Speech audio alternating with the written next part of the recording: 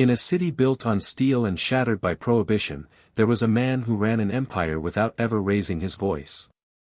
No headlines carried his name. No informants dared whisper it to federal agents for decades. While Al Capone posed for cameras in Chicago and John Gotti strutted past courthouses in silk suits, this man built something rarer in the underworld, an empire that lasted almost 50 years, built not on fear alone, but on silence. They called him many things behind closed doors, but on the streets, in the newspapers, in the official record, he was almost a ghost. This is the story of Joseph Zerilli, the invisible boss of Detroit, the man who turned discretion into the deadliest weapon organized crime ever had. Before we descend into the shadows of the Motor City, tell me, where are you watching from tonight, and what time is it where you are? Drop it in the comments. I read every one, and there's something about knowing this story is reaching living rooms and late-night drives across the world that makes telling it feel like more than just words on a screen.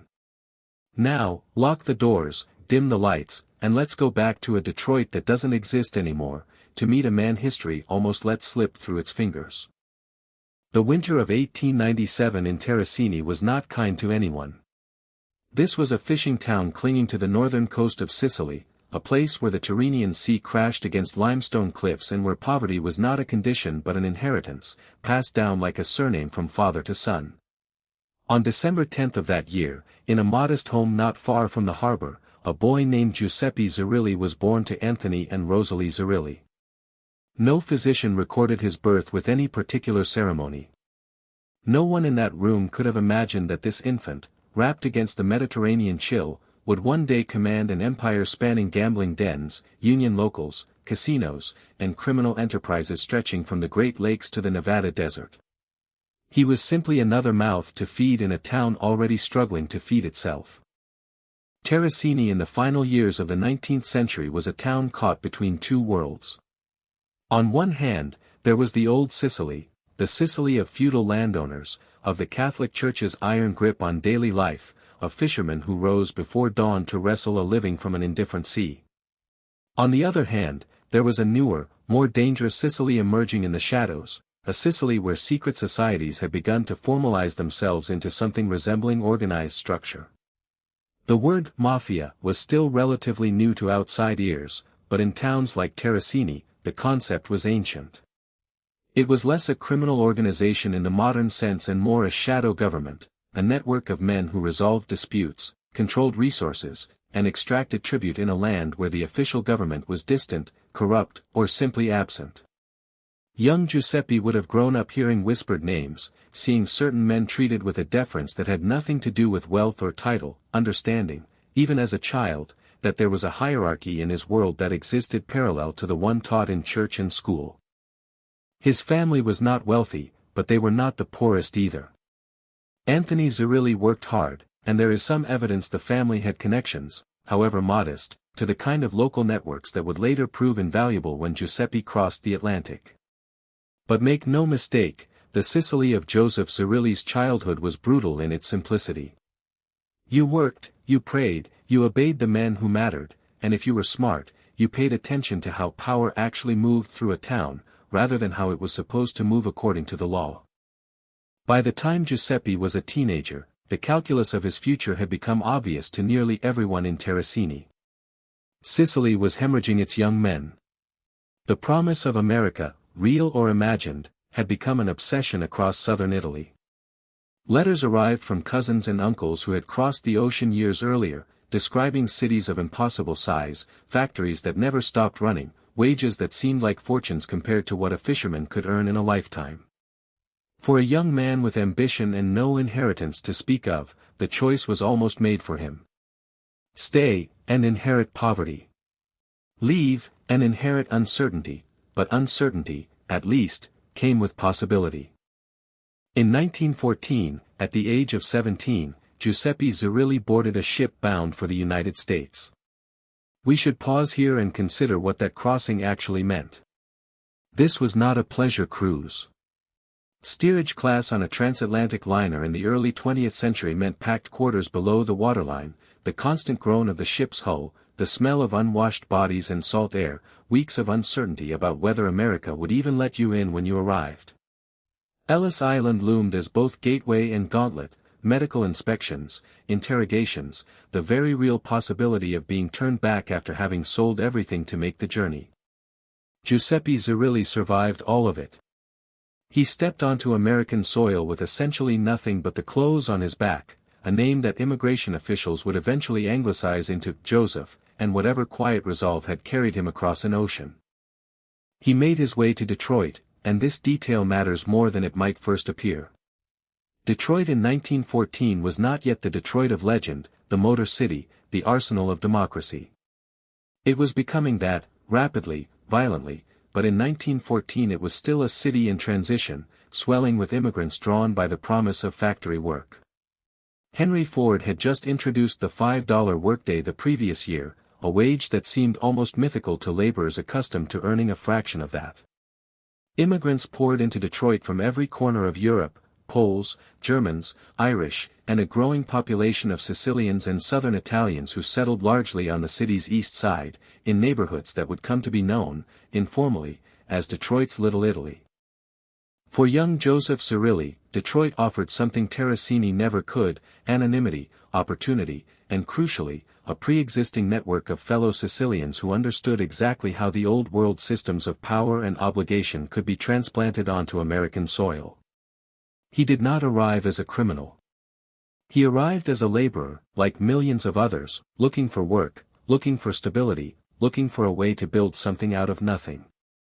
But the same instincts that had allowed him to read the hidden currents of power in Terracini began, almost immediately, to serve him in his new home.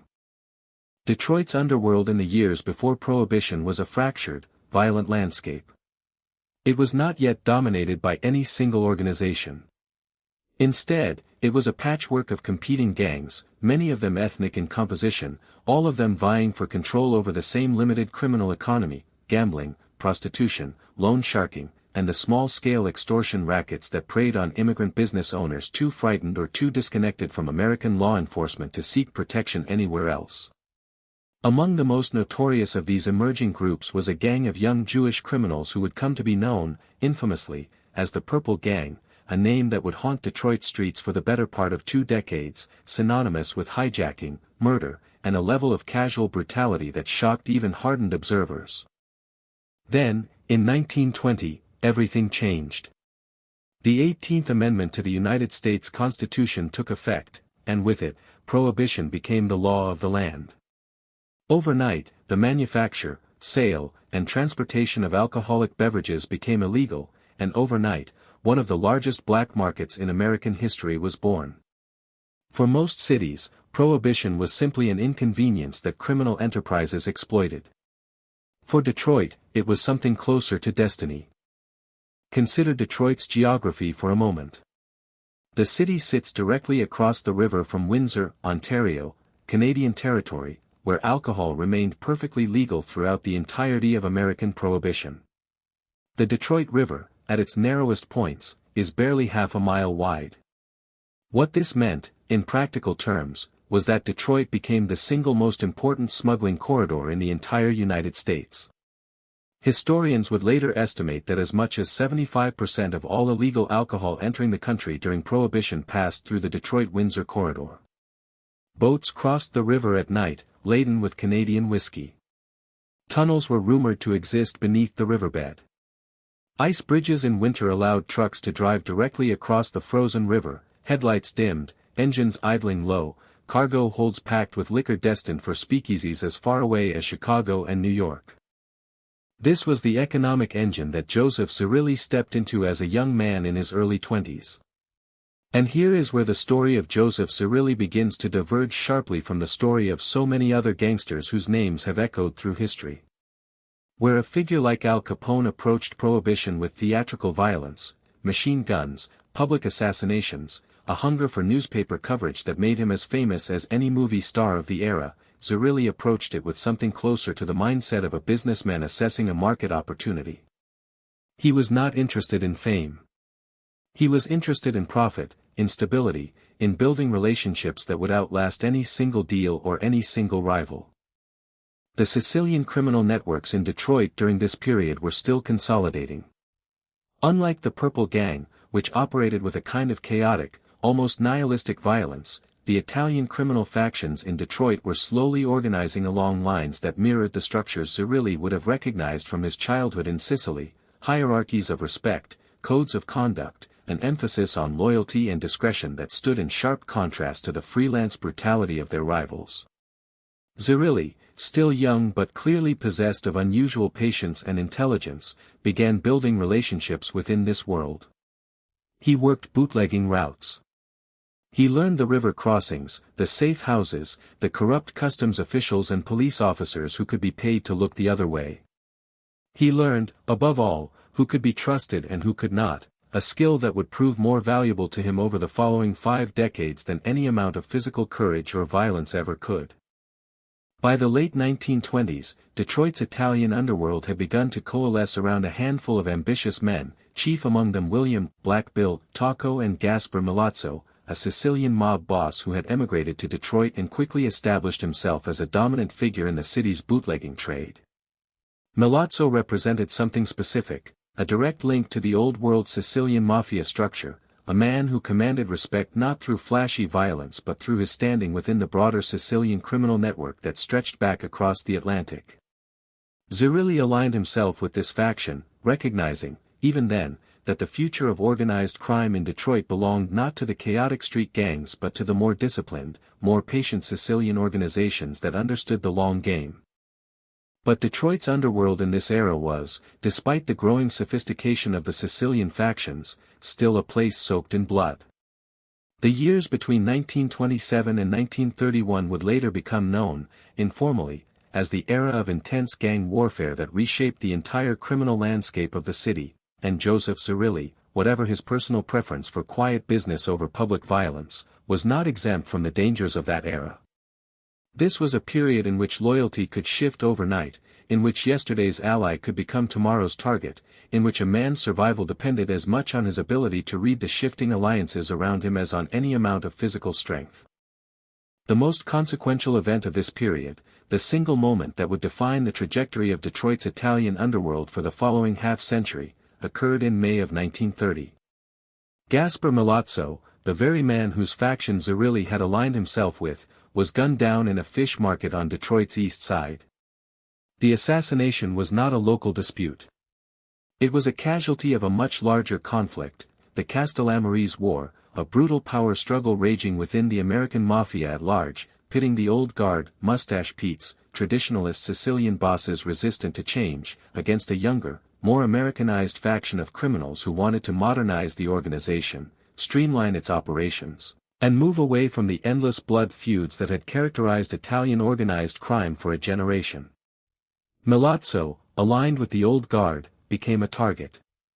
Killers were sent from New York, and in a matter of minutes, one of Detroit's most powerful criminal figures was dead on the floor of a fish market, his blood mixing with the ice and scales of the daily catch.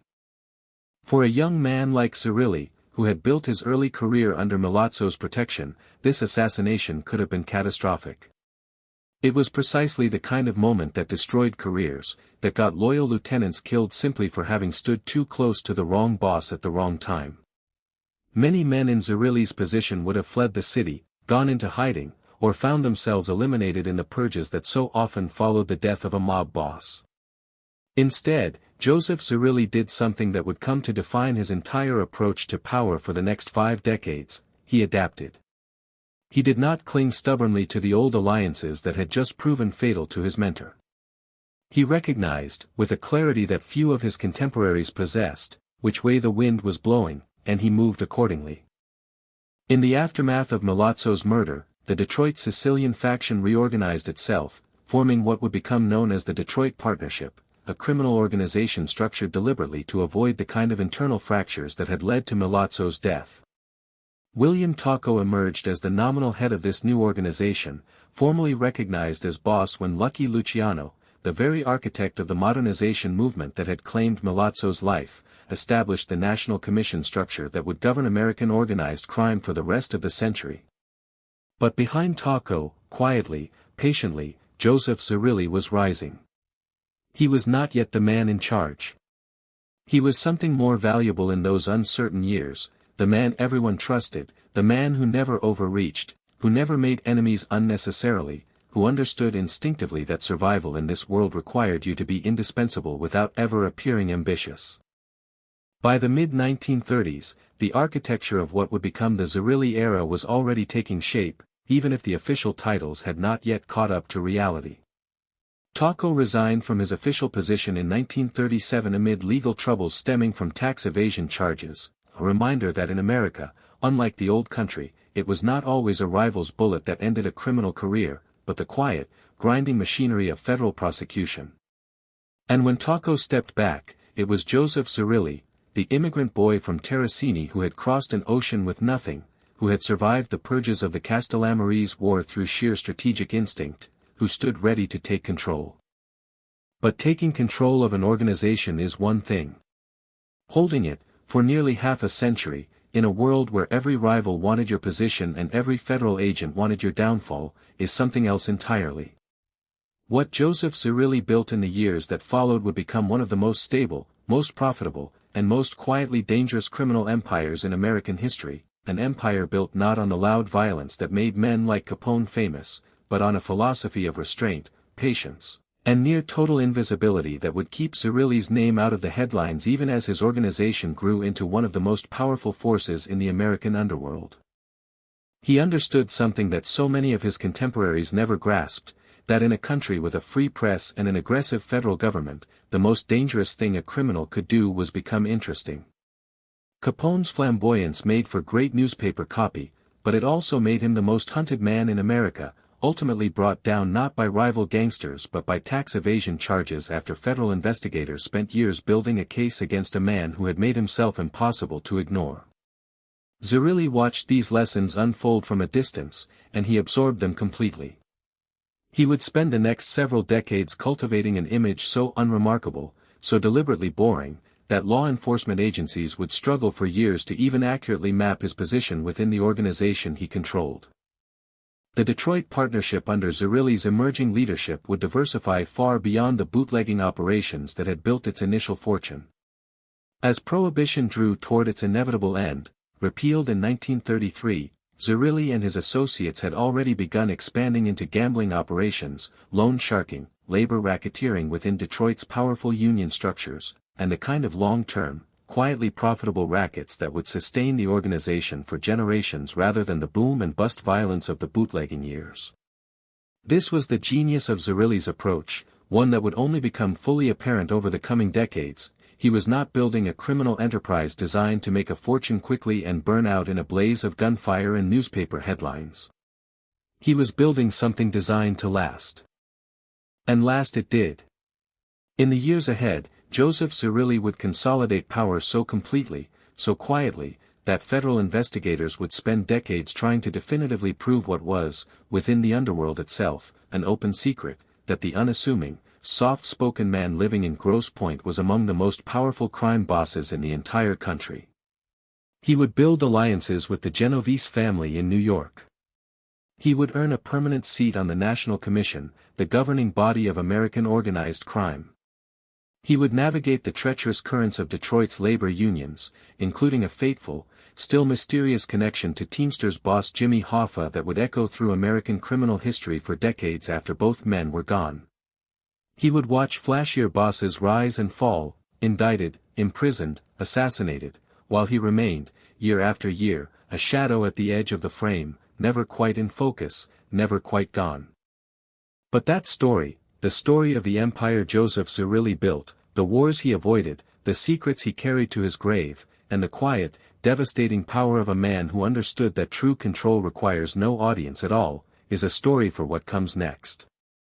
Because if you think you have seen how far a man can rise while staying invisible, you have not yet seen how Joseph Zerilli turned Detroit into his own private kingdom, hidden in plain sight, for nearly half a century. By the end of the 1930s, the transformation was complete, even if the paperwork of the underworld, such as it existed, had not yet caught up to reality. William Tocco remained, in name, an elder statesman of Detroit's Sicilian organization, a man whose blood ties ran through the very fabric of the partnership's founding families. But it was Joseph Zerilli who now moved through the city's rackets with the quiet authority of a man who had already won a war that most people didn't even know had been fought. He did not announce his ascension. There was no ceremony, no public declaration, no newspaper headline proclaiming a changing of the guard in Detroit's underworld. That, in itself, was the point. Power in Zerilli's world was not something you claimed loudly. It was something you simply exercised, day after day, decision after decision, until the men around you understood, without ever needing to be told directly, whose word carried final weight. The Detroit of the late 1930s and early 1940s was a city transforming at a pace that even its own residents struggled to comprehend. The automobile industry, having survived the worst years of the Depression, was roaring back to life, and as the world slid toward war, Detroit's factories would soon become the industrial heart of the American war effort, the arsenal of democracy, as President Roosevelt would famously call it. Tanks, aircraft engines, munitions, all of it poured out of Detroit's factories in numbers that seemed almost unbelievable. And with that industrial explosion came something else, money, and lots of it, flowing through a city whose working-class population had more disposable income than at any point in its history. For a criminal organization built around gambling, loan sharking, and vice, this was fertile ground. Zerilli understood that the war years, rather than representing a disruption to his business, represented an opportunity, a population flush with factory wages, hungry for entertainment, for games of chance, for the kinds of pleasures that a straight-laced wartime government frowned upon but could never fully suppress. It was during these years that Zerilli began to fully articulate the philosophy that would define his entire reign, a philosophy so different from the gangster archetype burned into the American public imagination that, decades later, criminologists and journalists would still struggle to properly categorize him. Where Al Capone had craved the spotlight, commissioning portraits of himself, granting interviews to sympathetic journalists, cultivating an image as a kind of populist folk hero even as his organization left a trail of bodies across Chicago, Zerilli did the precise opposite. He avoided cameras. He avoided reporters. He conducted business not in flashy nightclubs where he could be seen and photographed, but in the back rooms of unremarkable Italian restaurants, in private homes, in the kind of anonymous meeting spaces that left no trace and drew no attention. He dressed well but not ostentatiously. He drove respectable cars, not the gleaming symbols of criminal wealth that other bosses flaunted. Everything about his public presentation was calibrated toward a single goal, to be forgettable. This is not to say that Zerilli's rise to power was bloodless, or that the organization he now guided operated purely through diplomacy and quiet negotiation. The underworld of the 1930s and 1940s remained, beneath its increasingly professionalized surface, a world where violence was always the final argument, the last resort that gave every other negotiation its teeth. Zerilli understood this reality intimately. He did not shy away from the necessity of enforcement when enforcement was required.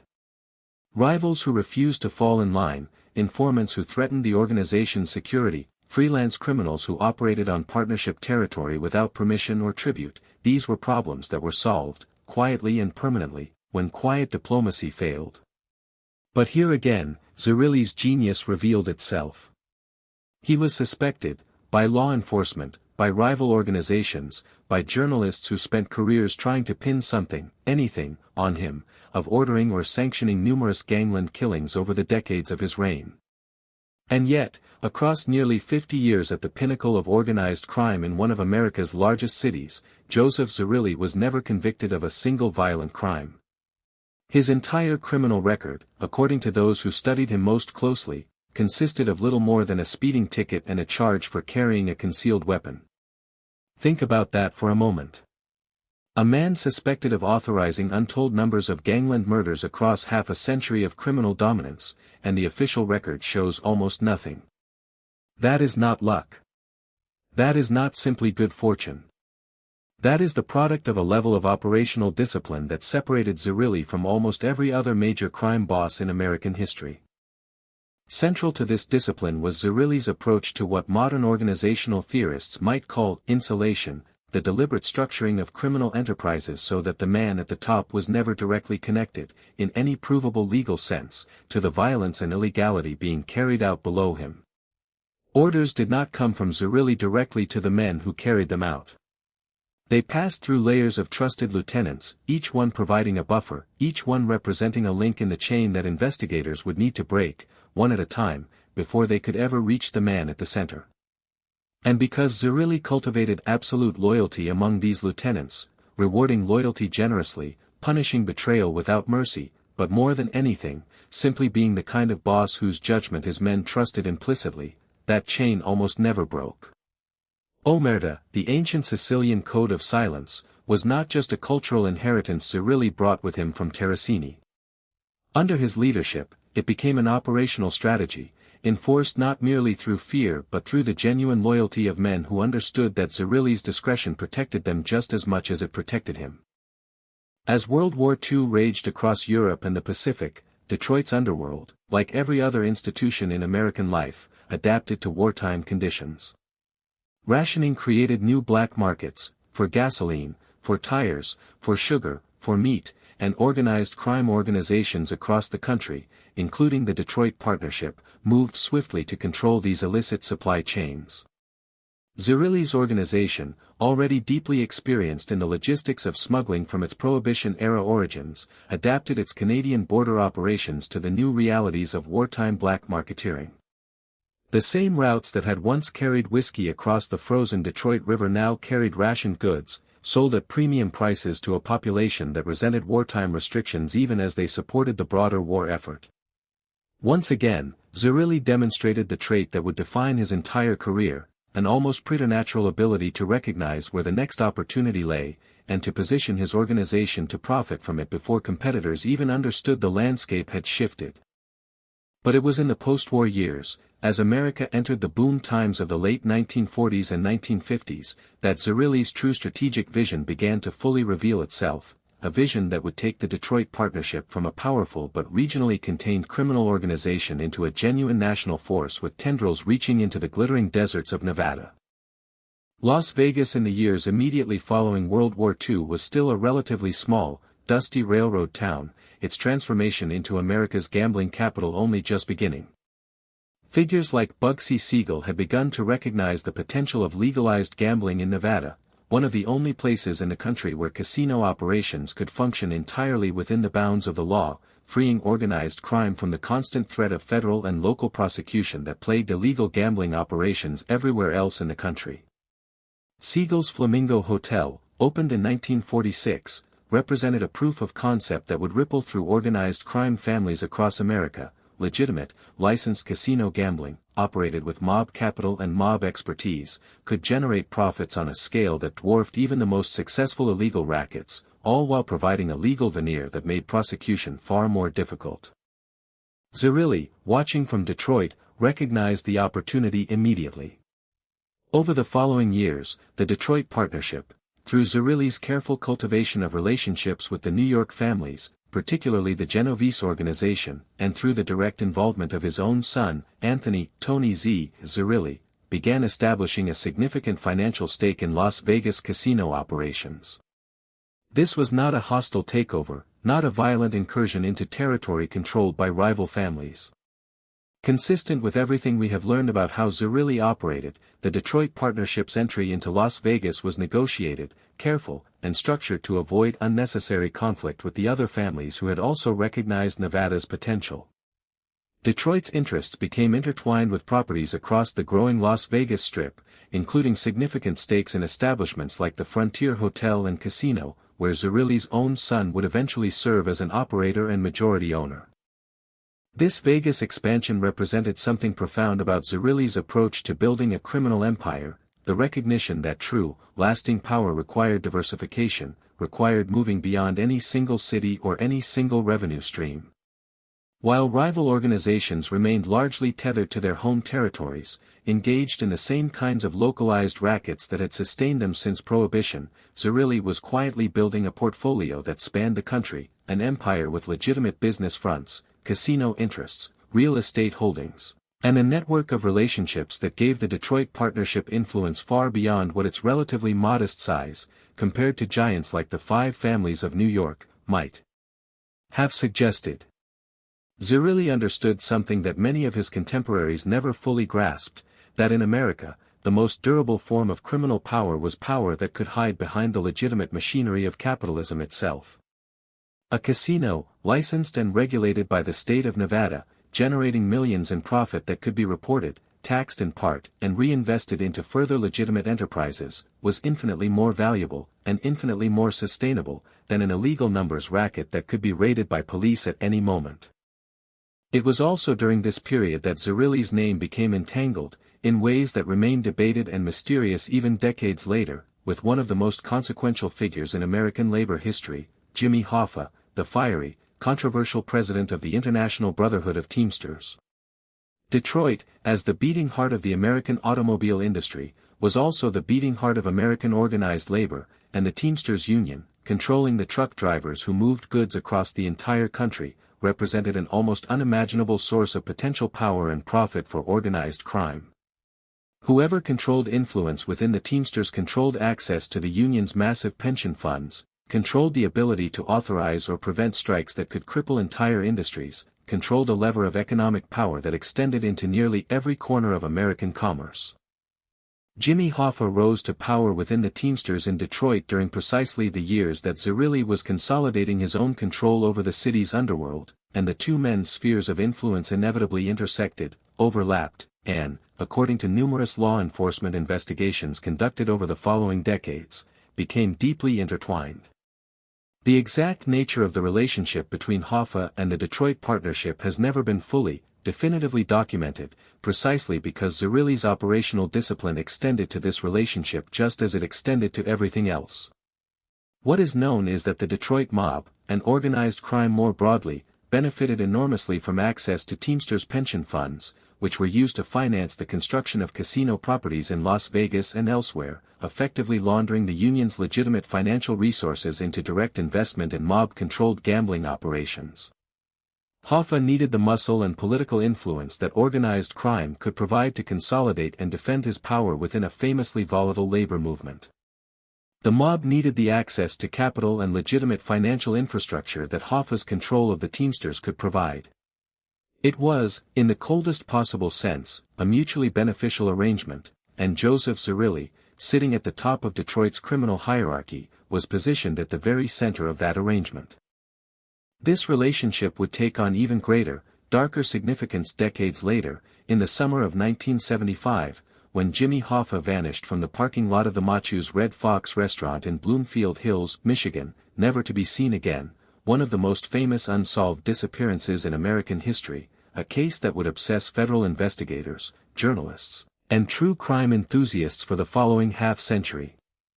We will return to that story, and to the whispers connecting the Detroit Partnership to Hoffa's fate, later in our journey through Zerilli's life. But it is worth planting the seed here, in these post-war years, because the foundation for that later mystery was being built during precisely this period, in the quiet meetings, the financial arrangements, the careful cultivation of mutual interest between a labor boss and a crime boss who both understood the value of discretion. By the mid-1950s, Joseph Zerilli's position within the broader structure of American organized crime had become essentially unassailable. He held a permanent seat on the National Commission, the governing body established by Lucky Luciano decades earlier to arbitrate disputes between the country's major crime families and prevent the kind of destructive, headline-generating gang wars that had characterized the Prohibition era. Zerilli's seat on the commission was not merely ceremonial. Detroit's strategic position, its border access, its labor union influence, its growing casino interests, made the partnership an important voice in national organized crime affairs, and Zerilli's reputation for careful, considered judgment made him a respected figure among his fellow bosses, a man whose counsel was sought precisely because he had proven, over and over again, that his instincts could be trusted. It was this reputation that led Zerilli to be among the roughly 100 organized crime figures who traveled to a quiet estate in Appalachian, New York, in November of 1957, a gathering intended to address rising tensions within the national crime syndicate following the assassination of Albert Anastasia, boss of what would become the Gambino family, and the contentious ascension of Vito Genovese to leadership of his own powerful New York organization. The Appalachian meeting, as it would come to be known, was meant to be exactly the kind of discreet, controlled gathering that Zerilli specialized in, bosses from across the country convening quietly, out of the public eye, to settle matters of organizational importance without violence, without publicity, without the kind of chaos that threatened everyone's interests. Instead, the meeting became one of the great disasters in the history of American organized crime, a moment that would haunt the underworld for years and would provide federal law enforcement with its first truly comprehensive, undeniable proof of the existence of a coordinated national crime syndicate. Local police, suspicious of the unusual volume of expensive cars converging on a rural property, set up a roadblock. Dozens of mob bosses, including Zerilli, found themselves fleeing through the New York countryside on foot, discarding cash, weapons, and jewelry in the surrounding woods, desperately trying to avoid capture in scenes that would have been almost comic had the implications not been so serious.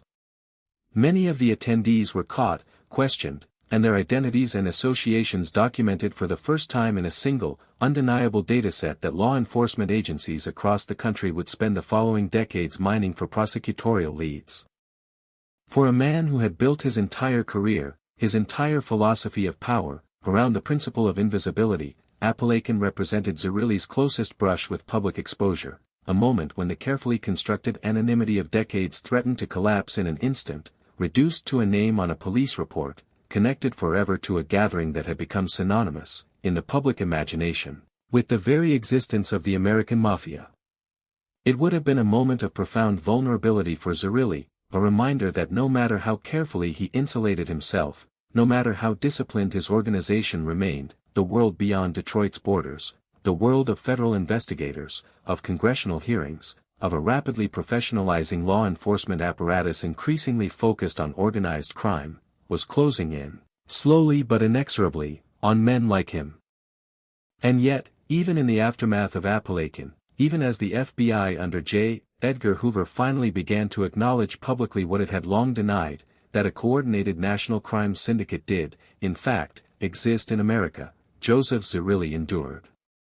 Where other bosses exposed at Apalachin found their organizations weakened, their reputations damaged, their operations subjected to intensified scrutiny that led, in some cases, to significant convictions and imprisonments, Zerilli's Detroit partnership continued operating with remarkable stability. He adjusted his methods, deepened his organization's insulation, and continued the patient, methodical expansion of his interests that had characterized his entire career. The years ahead would bring even greater challenges: the intensifying gaze of federal law enforcement throughout the 1960s, the mounting pressure of congressional investigations into organized crime and labor racketeering, the increasingly public disappearance of his old ally Jimmy Hoffa, and the delicate question of succession that every aging crime boss must eventually confront. Joseph Zerilli was no longer a young man building an empire from nothing. He was approaching his 60s, then his 70s, a survivor of decades of gang warfare, federal scrutiny, and the constant, grinding pressure of maintaining absolute control over one of the most profitable criminal organizations in the country.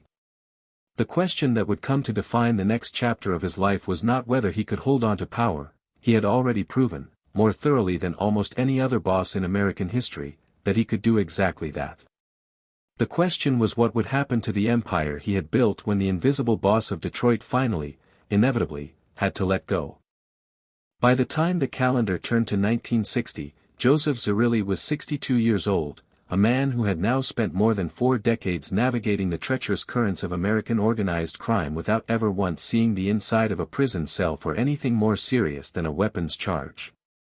He had outlived the era of Prohibition, outlived the gang wars that had claimed his own mentor's life in a fish market 3 decades earlier, outlived the chaotic street violence of the Purple Gang, and had built, in their place, something that increasingly resembled a diversified holding company more than a traditional criminal enterprise.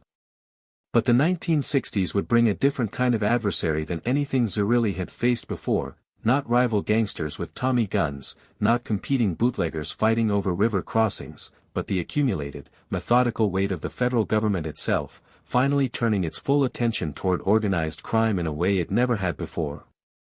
The transformation in federal law enforcement's approach to the Mafia during this decade cannot be overstated. For years, J. Edgar Hoover, the imperious and famously stubborn director of the Federal Bureau of Investigation, had publicly denied the existence of any coordinated national crime syndicate, dismissing the very concept of the Mafia as sensationalized fiction pushed by journalists and self-serving informants. The Appalachian debacle of 1957 had cracked that denial, but it took the political will of a new administration to fully shatter it. When Robert F. Kennedy became Attorney General in 1961 under his brother's presidency, he brought with him an obsession with organized crime that had been building since his years as counsel to the Senate's McClellan Committee investigating labor racketeering. And Kennedy's obsession had a particular focal point, a man whose name would become almost synonymous with his crusade against organized labor corruption, Jimmy Hoffa. For Joseph Zerilli, watching from Detroit, the Kennedy Justice Department's relentless pursuit of Hoffa represented a direct and serious threat. The relationship between the Detroit Partnership and the Teamsters Union, the access to pension funds, the mutual protection, the years of quiet cooperation that had allowed both Hoffa's power and Zerilli's criminal enterprises to flourish, meant that any serious federal investigation into Hoffa carried the very real risk of exposing connections that led straight back to Zerilli's own organization. Robert Kennedy pursued Hoffa with an intensity that bordered on the personal, assembling a dedicated task force of prosecutors and investigators whose singular mission was to bring down the Teamsters boss by any legal means available. This pressure culminated in 1964, when Hoffa was convicted on charges of jury tampering and, separately, of defrauding the Teamsters Pension Fund, the very fund that had financed so much of the mob's expansion into Las Vegas casino operations. Hoffa began serving his sentence in 1967, and for the first time in nearly 2 decades, the man who had served as such a crucial conduit between organized labor and organized crime was removed from the board entirely. This should have been a moment of significant exposure and vulnerability for Zerilli's organization, but true to form, the Detroit Partnership weathered the storm largely intact. Zerilli's insistence on layered insulation, his refusal to ever leave a paper trail connecting himself directly to the arrangements his organization benefited from, meant that even as federal investigators dismantled Hoffa's position piece by piece, they found remarkably little that could be directly and prosecutably tied to the quiet boss of Detroit. Other men within the partnership's orbit felt the heat far more directly. But Zerilli, once again, remained a name mentioned in whispered testimony and confidential informant reports rather than a name that appeared on an actual indictment. Even so, the accumulating pressure of this decade forced Zerilli to begin thinking, seriously and deliberately, about matters he had perhaps been able to postpone in his younger years, namely, the question of succession, and the increasingly urgent need to insulate not just himself but the entire future of the organization from a federal law enforcement apparatus that showed no signs of relenting. The 1960s saw the passage of increasingly sophisticated anti-racketeering legislation, laying the legal groundwork for what would eventually become, in 1970, the Racketeer-Influenced and Corrupt Organizations Act, RICO, a law that would fundamentally transform the government's ability to prosecute organized crime, allowing prosecutors to target entire criminal enterprises as unified conspiracies rather than pursuing individual crimes one at a time. Though RICO's most devastating effects on organized crime families across the country would not be fully felt until the following decades, its passage represented exactly the kind of existential threat that a man like Zerilli, always thinking several moves ahead, would have recognized as fundamentally altering the landscape of his profession. It was against this backdrop, intensifying federal scrutiny, the imprisonment of his old labor movement counterpart, and his own advancing age, that Joseph Zerilli began the careful, methodical process of stepping back from the direct, day-to-day operations of the Detroit Partnership, while never fully relinquishing the ultimate authority that had defined his rule for over 3 decades. This was, characteristically, not a dramatic abdication. There was no sudden retirement announcement, no public passing of the torch. Instead, Zerilli began gradually delegating more operational responsibility to trusted lieutenants and, increasingly, to his own son, Anthony "Tony Z" Zerilli, who had been groomed for leadership for years, having already established himself as a significant figure in his own right through his ownership stakes in Las Vegas properties, including the Frontier Hotel and Casino. This succession planning represented yet another dimension of Joseph Zerilli's singular genius as a criminal leader, a genius that becomes even more remarkable when compared against the succession crises that tore apart nearly every other major American crime family during this same era. Consider the chaos that would engulf the Gambino family, the Colombo family, the Bonanno family in the years and decades to come, bloody internal wars fought over succession, ambitious underlings assassinating their own bosses, entire organizations fracturing into warring factions because no clear, respected line of succession had been established. Zerilli, by contrast, approached the question of who would lead the Detroit partnership after him with the same careful, strategic patience that had characterized every other major decision of his career. He did not simply hand power to his son out of blind paternal favoritism. He positioned Anthony carefully, allowing him to build his own reputation, his own network of relationships, his own demonstrated competence, before formally elevating him to a position of ultimate authority. In 1970, with Joseph Zerilli's blessing and the implicit approval of the broader commission structure that governed relationships between America's major crime families, Anthony Zerilli succeeded his father as the head of the Detroit partnership. For a brief period, it seemed as though Joseph Zerilli's carefully orchestrated succession plan had worked exactly as intended, a peaceful, stable transfer of power, achieved without the bloodshed and internal warfare that plagued so many rival organizations. But the underworld, no matter how carefully managed, always carries risk, and the very properties that had made the Detroit partnership's Las Vegas expansion so profitable would soon become the source of the new boss's undoing. Anthony Zerilli's ownership interests in the Frontier Hotel and Casino became the subject of intense federal scrutiny throughout the early 1970s, as investigators built a case alleging that Anthony Zerilli, along with several associates including Michael Polizzi and attorney Peter Belanca, had been systematically skimming enormous sums of money from the casino's gambling revenues. Money that never appeared on the official books, never got reported to Nevada gaming regulators, never got taxed, and instead flowed directly into the pockets of organized crime figures across the country.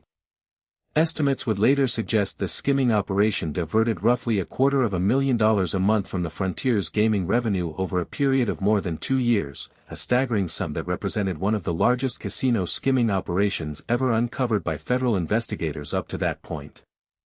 In 1974, Anthony Zerilli was convicted on charges related to this skimming operation and sentenced to federal prison. For Joseph Zerilli, now in his late 70s, this conviction represented a profound personal and organizational crisis. The son he had so carefully groomed, the successor whose ascension had seemed to promise a smooth continuation of the stability Zerilli had spent 40 years building, was suddenly removed from the picture entirely, imprisoned for a crime that had nothing to do with the kind of violence typically associated with organized crime prosecutions and everything to do with the increasingly sophisticated financial investigations that federal agencies were now capable of conducting. The empire Zerilli had built now faced exactly the kind of leadership vacuum that had destroyed so many rival organizations, except that Joseph Zerilli, unlike the aging bosses of those rival families, was still very much alive, still sharp, and still, despite his advanced age, capable of stepping back into the breach. And so, in what may be one of the most remarkable second acts in the history of American organized crime, Joseph Zerilli, a man in his late 70s who had already successfully retired and handed power to his chosen successor, came out of retirement to resume direct leadership of the Detroit partnership. Most men in his position, having built a criminal empire, retired gracefully, and watched their successor imprisoned, would have found themselves either physically incapable of resuming such demanding responsibilities or would have found the organization itself unwilling to accept a return to leadership by a figure who had already, in the eyes of some ambitious lieutenants, had his turn. But Zerilli's reputation, his decades of demonstrated judgment, and the deep loyalty he had cultivated throughout the organization made his return to power almost seamless. The men who had served under him for decades welcomed his return not as an awkward step backward but as exactly the kind of steady hand the organization needed during a period of genuine crisis. It was during these final years of Zerilli's direct leadership, years that coincided almost exactly with the most notorious unsolved mystery in the history of American organized crime, that the shadow of Jimmy Hoffa would once again fall across the story of Joseph Zerilli, this time in its darkest and most consequential form.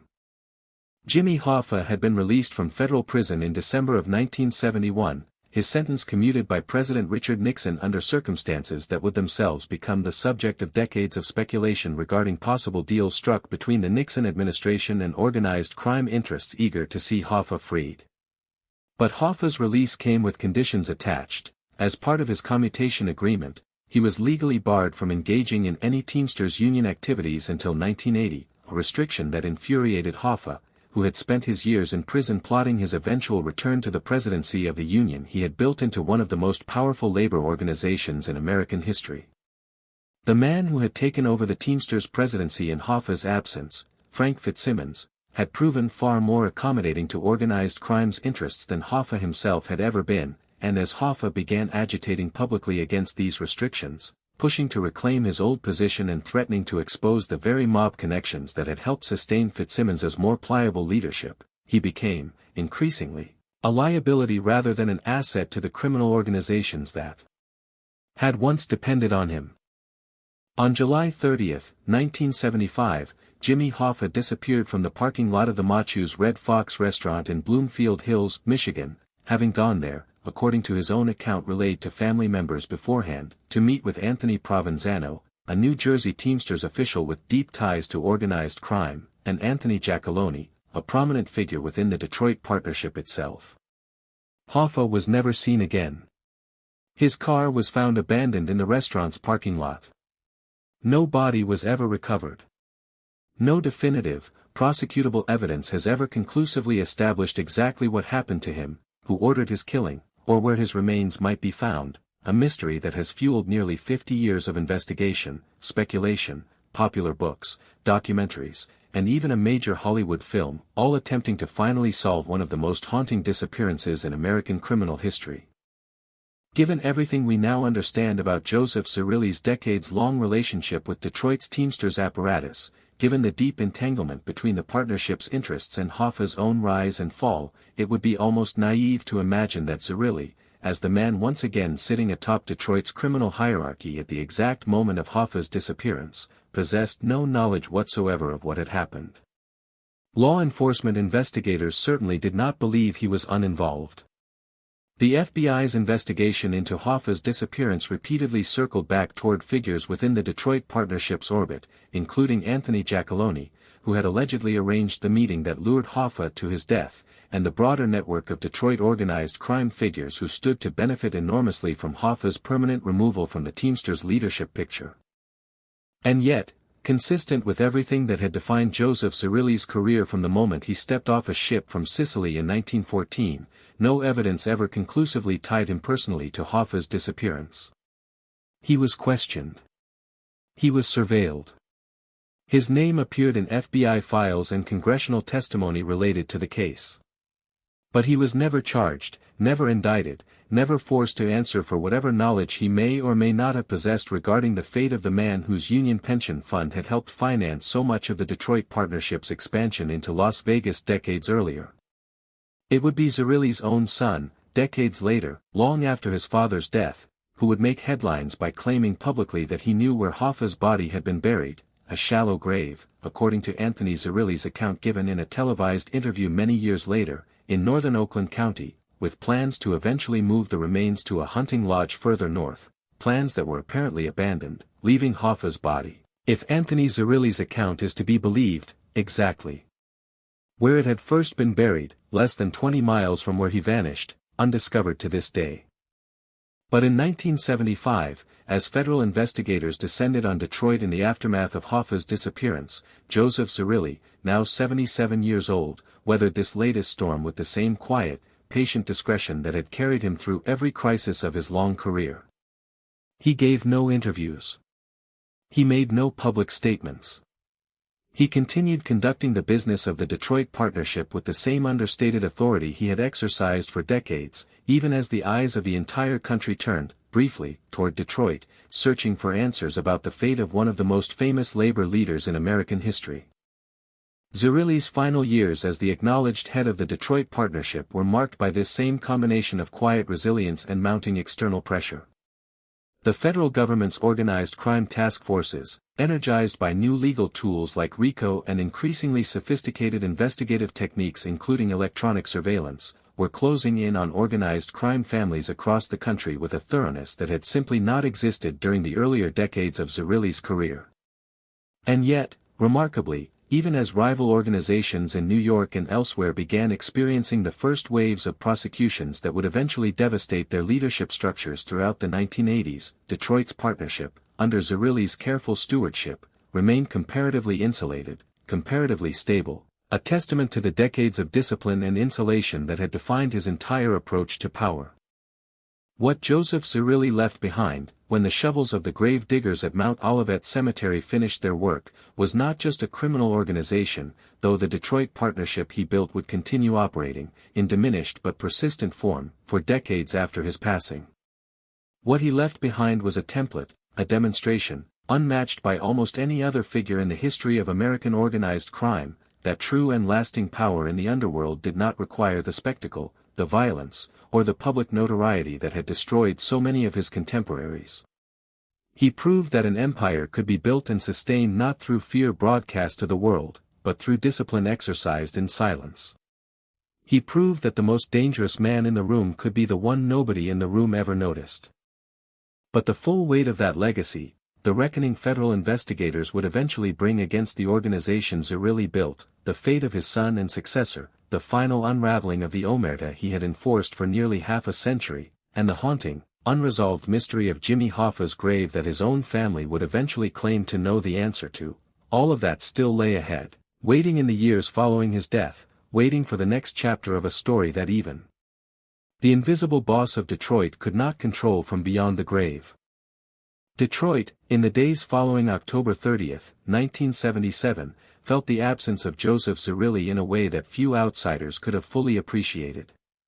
To the general public, to the readers of the Detroit Free Press and the Detroit News, his passing barely registered, a brief obituary, perhaps, noting the death of a local businessman with reputed underworld connections, nothing close to the front-page treatment that would have accompanied the death of a more publicly notorious figure like Al Capone or, decades later, John Gotti. This muted public reaction was, in itself, the final and perhaps most fitting testament to everything Joseph Zerilli had spent his life building. He had lived his entire criminal career in the shadows, and even in death, the shadows closed gently over him, leaving barely a ripple on the surface of public awareness.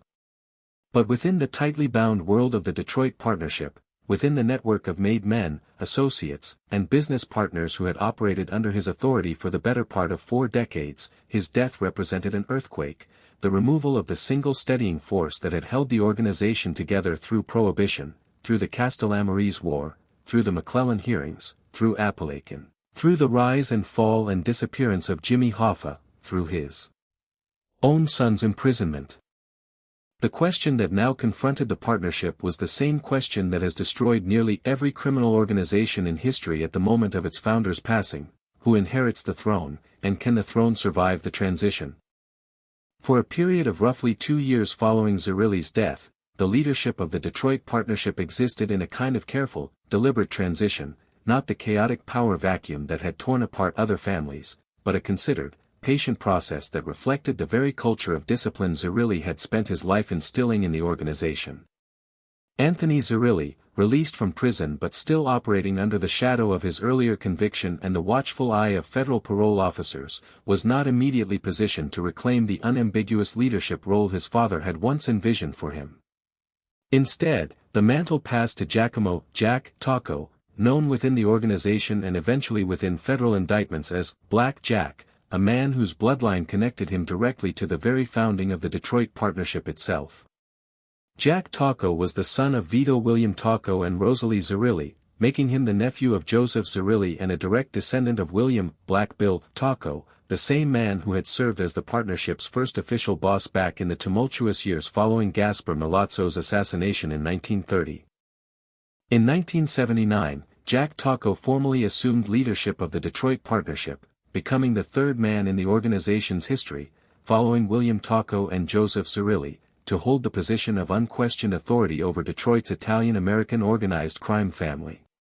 Tocco brought with him a background that, in its own way, mirrored the careful, business-like approach that had defined Zerilli's entire reign. Unlike so many mob bosses who rose through the ranks via street-level violence and enforcement work, Jack Tocco had earned a degree in finance from the University of Detroit in 1949, a credential that would have seemed almost incongruous for a future crime boss in an earlier era of American organized crime, but which fit perfectly within the model Zerilli had spent decades cultivating. An organization run less like a street gang and more like a discreet, disciplined business enterprise. Staffed increasingly by men who understood balance sheets and legal insulation as well as they understood the older codes of loyalty and silence. Taco inherited an organization that, on the surface, appeared remarkably intact given everything it had weathered over the preceding decade.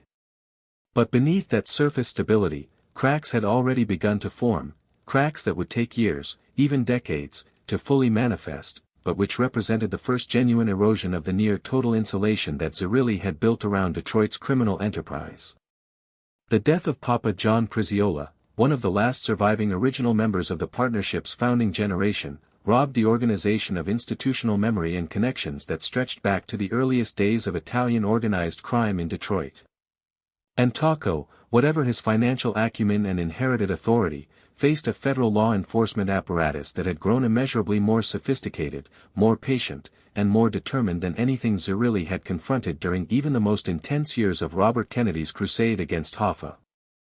Throughout the 1980s, federal investigators, armed now with the full prosecutorial power of the RICO statute, with advanced electronic surveillance capabilities that allowed them to plant listening devices in locations organized crime figures had once considered absolutely secure, and with a growing body of experience prosecuting mafia families across the country, from the 5 families of New York to the Chicago outfit, began systematically constructing the case that would eventually,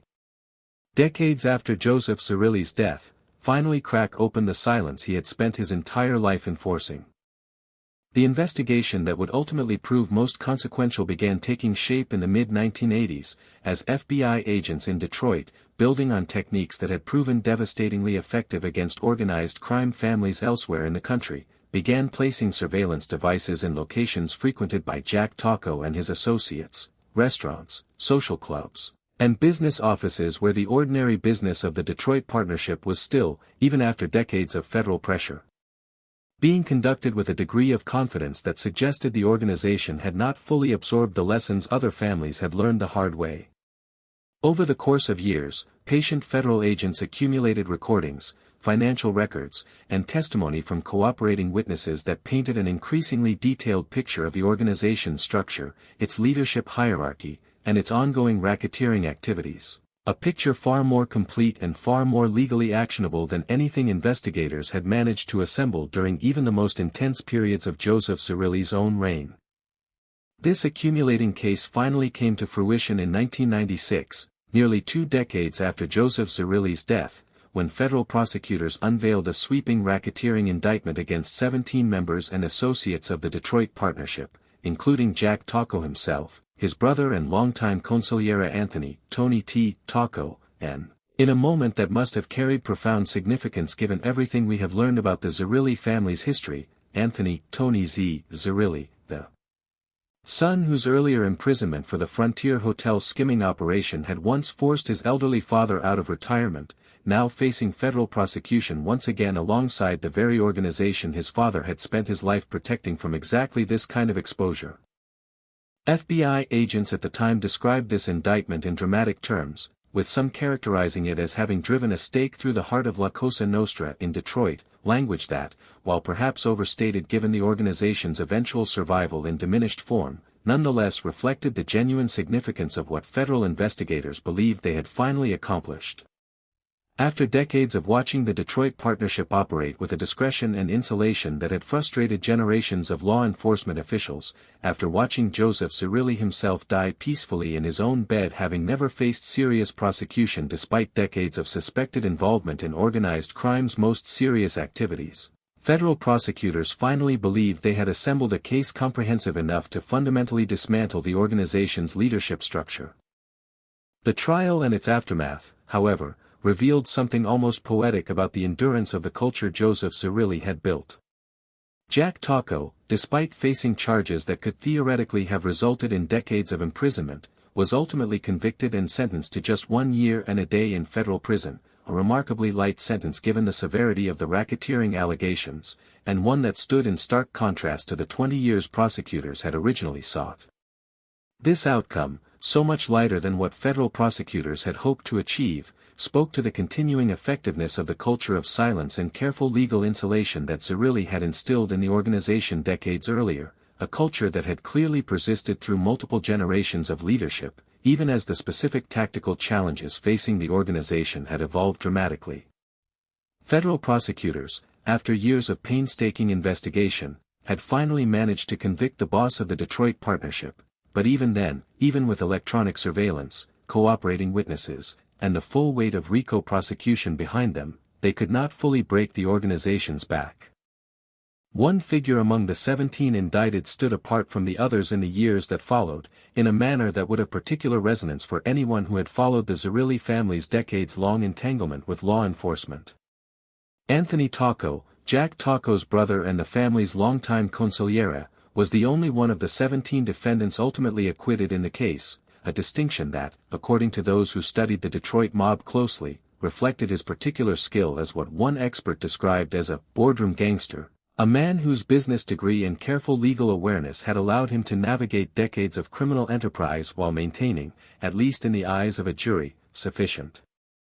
legal distance from the organization's more directly prosecutable activities. Anthony Zerilli's own path through this final reckoning with federal justice proved considerably more turbulent than his father's had ever been. Where Joseph Zerilli had managed to avoid any serious criminal conviction across nearly 6 decades of suspected organized crime activity, his son found himself repeatedly entangled in the federal justice system, first through the Frontier Hotel skimming conviction of 1974, and then again through his implication in the sweeping 1996 racketeering case. Anthony Zerilli would go on to face additional legal troubles in the years that followed, eventually appearing before a federal judge for sentencing in November of 2002 on charges that would send him back to prison yet again, remaining incarcerated into the mid-2000s before eventually being released to a halfway house, expected upon his release to resume some role within what remained of the organization his father had built.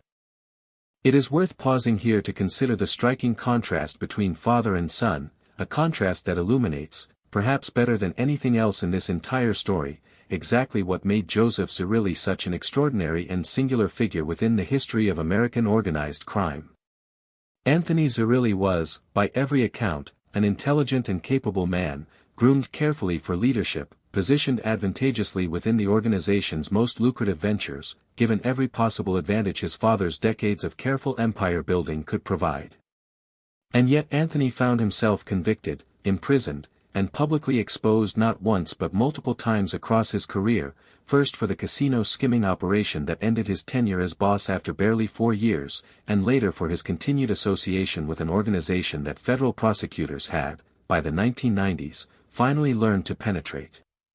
Joseph Zerilli, by contrast, spent nearly 6 decades at the absolute center of organized crime in one of America's largest cities, suspected by law enforcement of authorizing violence, controlling vast criminal enterprises, and maintaining influence over one of the most consequential labor unions in American history, and died in his own bed, in his own home, having never once been convicted of anything more serious than carrying a concealed weapon. This contrast was not accidental, and it was not simply a matter of luck or timing, though certainly Anthony Zerilli operated in an era of dramatically more sophisticated federal law enforcement than his father had faced during the peak years of his own power. The difference reflected something deeper about the specific genius Joseph Zerilli possessed, an almost preternatural instinct for risk assessment, for understanding exactly how much exposure any given venture or relationship carried, and for structuring his own involvement in ways that maximized profit while minimizing personal legal vulnerability. It was this instinct, cultivated across a lifetime that began on the docks of a Sicilian fishing village and ended in the manicured comfort of Grosse Pointe, that had allowed Joseph Zerilli to build and sustain an empire that, in its own quiet way, rivaled anything constructed by the more famous, more flamboyant crime bosses whose names dominate the popular imagination of American organized crime. And yet, for all of Joseph Zerilli's careful insulation, for all of the decades he spent constructing an organization designed to survive and thrive without ever drawing unnecessary attention to itself, the ultimate fate of the empire he built serves as a sobering reminder of the limits of even the most carefully constructed criminal enterprise. The Detroit partnership that emerged from the 1996 racketeering prosecution was a diminished organization, smaller, more cautious, operating with nowhere near the scope or influence it had commanded during Zerilli's own decades at its helm. Federal law enforcement experts who studied the Detroit mob throughout the following years would describe an organization believed to include perhaps 40 to 50 made members by the early 2010s, a fraction of the influence the partnership had once wielded across bootlegging, casino gambling, labor racketeering, and the vast criminal economy that had flourished under Zerilli's careful stewardship throughout the middle decades of the 20th century. And still, hovering over every account of this final unraveling, over every federal indictment, every cooperating witness, every piece of evidence painstakingly assembled by generations of investigators determined to finally crack the silence that had protected Detroit's underworld for so long, remains the unresolved question that connects most directly back to Joseph Zerilli's own final years of active leadership, the disappearance of Jimmy Hoffa, and the grave that, according to his own son's later public claims, holds the answer to one of the most enduring mysteries in American criminal history. It was Anthony Zerilli himself, then 85 years old, who finally broke a silence that had held for 37 years, appearing in a televised interview to claim publicly that he knew precisely where Hoffa's body had been buried, in a shallow grave in northern Oakland County, roughly 20 miles from the Machu's Red Fox restaurant where Hoffa had vanished, with plans among his killers to eventually relocate the remains to a hunting lodge further north that were apparently never carried out. Anthony Zerilli, by his own account, had been in prison at the time of Hoffa's actual killing, meaning his knowledge would necessarily have come secondhand, relayed to him by others within the organization in the years following his release. Scott Bernstein, a recognized expert on Detroit organized crime history who has written extensively on the partnership's activities, would later characterize Anthony Zerilli as perhaps the single most credible individual ever to come forward with claims about Hoffa's fate, a striking assessment given the decades of false leads, dubious informant claims, and sensationalized theories that had accumulated around the case since 1975. Why would Anthony Zerilli choose to break this silence so many decades later, after a lifetime spent, like his father before him, operating within a culture that valued discretion above almost everything else?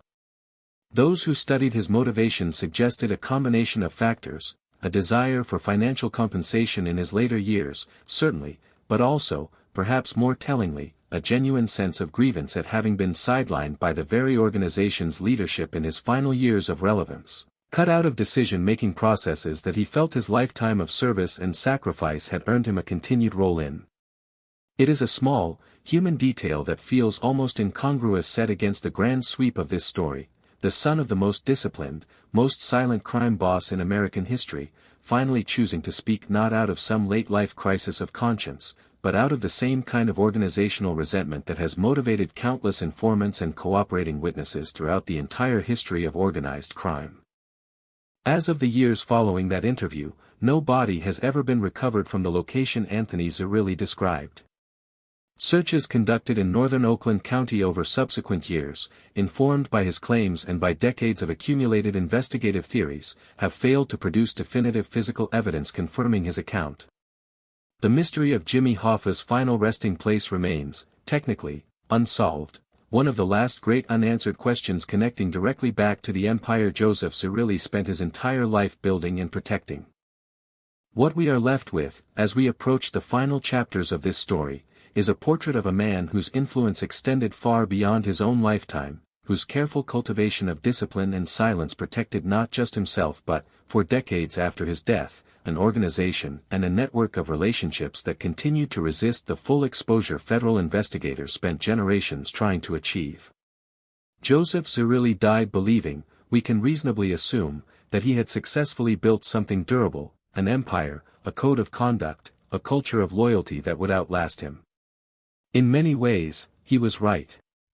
It would take federal prosecutors nearly 20 years after his death to finally secure meaningful convictions against the organization's leadership, and even then, the silence he had cultivated proved resilient enough to keep the deepest secrets, including, perhaps, the true circumstances of Jimmy Hoffa's death, buried for decades longer, some of them, like the exact location of Hoffa's remains, buried still. In our next chapter, we will step back from the courtroom and the federal indictments to examine something more intimate, the private world of Joseph Zerilli, the man behind the boss, his family life in Grosse Pointe, the psychological architecture that allowed a Sicilian immigrant boy to become one of the most powerful and least understood figures in the history of American organized crime. And the question that has fascinated criminologists and historians for decades: what kind of man can hold absolute power over life and death for nearly 50 years, and never once let the world see him do it? To understand Joseph Zerilli only through the lens of indictments, surveillance transcripts, and federal case files is to understand only half of the man, perhaps less than half. Behind every boss, behind every carefully cultivated public silence, there exists a private world, a home, a family, a daily rhythm of life that continues even as empires rise and fall in the background. And in Zerilli's case, that private world tells us something almost as important as the criminal empire itself, because the contrast between the two, the sheer, almost unbelievable ordinariness of his domestic life set against the scale of his underworld authority, is precisely what allowed him to remain invisible for so long. By the 1940s, Joseph Zerilli had settled into Grosse Pointe, one of Detroit's most affluent and exclusive suburban enclaves, a community of manicured lawns, lakefront estates, and old-money respectability that stood in almost surreal contrast to the gritty East Side immigrant neighborhoods where Detroit's Italian community had first taken root decades earlier. This choice of residence was, in itself, a quiet statement about the trajectory Zerilli's life had taken since he stepped off a ship from Sicily as a penniless 17-year-old. Grosse Pointe was not the kind of place where criminal enterprises openly operated.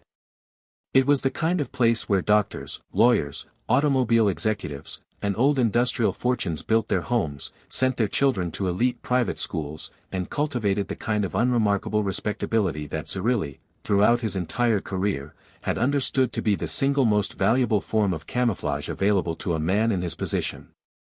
This was not an accident of taste. It was strategy, applied to the most intimate corners of his life with the same discipline he brought to every business decision. A boss who lived in a fortified compound, surrounded by armed guards and conspicuous displays of wealth, invited scrutiny.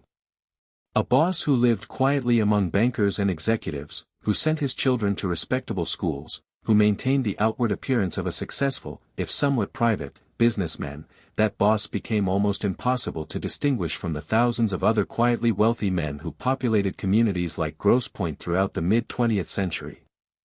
Neighbors who might have vaguely understood, through whispered rumor or half-read newspaper articles, that Mr. Zerilli was connected to something unsavory, nonetheless found in him a man who kept his lawn trimmed, attended local functions with appropriate restraint, and gave them no specific, provable reason to ever look closer. His marriage to Josephine Finazzo, and the family they built together, followed a similar pattern of careful, deliberate normalcy layered atop an extraordinary and violent underlying reality. Their son Anthony, born in 1927, grew up not in the chaotic, dangerous world of street-level criminal enterprise, but in a household of relative material comfort, attending respectable institutions, absorbing, as children inevitably do, lessons about power, discretion, and family loyalty that were transmitted less through explicit instruction than through the simple, accumulated experience of watching how his father moved through the world. We know that Anthony worked, as a teenager, in the family's connections to Detroit's Italian-American business community, learning the practical mechanics of legitimate enterprise even as the deeper currents of the family's criminal interests operated just beneath the surface of daily life. This was the particular genius of how organized crime families of this era transmitted power across generations, not through dramatic initiation rituals alone, but through the quiet, almost invisible absorption of values, connections, and unspoken understanding that occurred simply through the ordinary texture of growing up in such a household.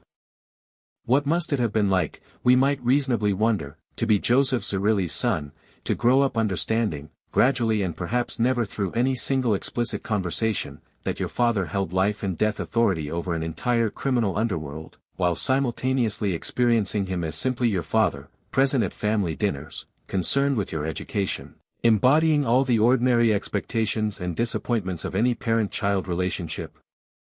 This is one of the enduring psychological mysteries of organized crime dynasties, the way in which men capable of authorizing extraordinary violence in one context could, in another context entirely, embody the mundane, even tender, obligations of ordinary domestic life.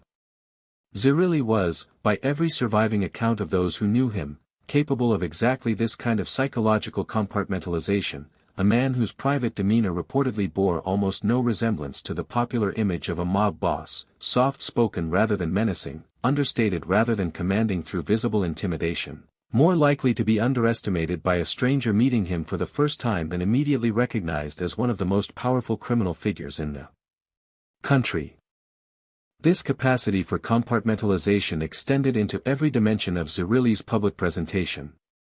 Unlike bosses who cultivated visible wealth as a signal of status within their own criminal hierarchy, the flashy cars, the expensive jewelry, the ostentatious displays that men like Al Capone or, decades later, John Gotti used to project dominance both to rivals and to their own subordinates, Zerilli understood that within his own particular organizational culture, restraint itself functioned as the ultimate signal of power.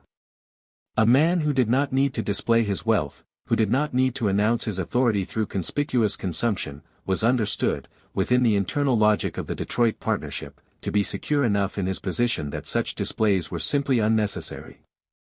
This inversion of the typical criminal status hierarchy, where quiet reserve rather than flamboyant display signaled the highest levels of power, became, over the decades of Zerilli's leadership, something close to a cultural institution within the Detroit partnership itself, distinguishing it from the more theatrical criminal cultures that dominated cities like Chicago and, at times, New York.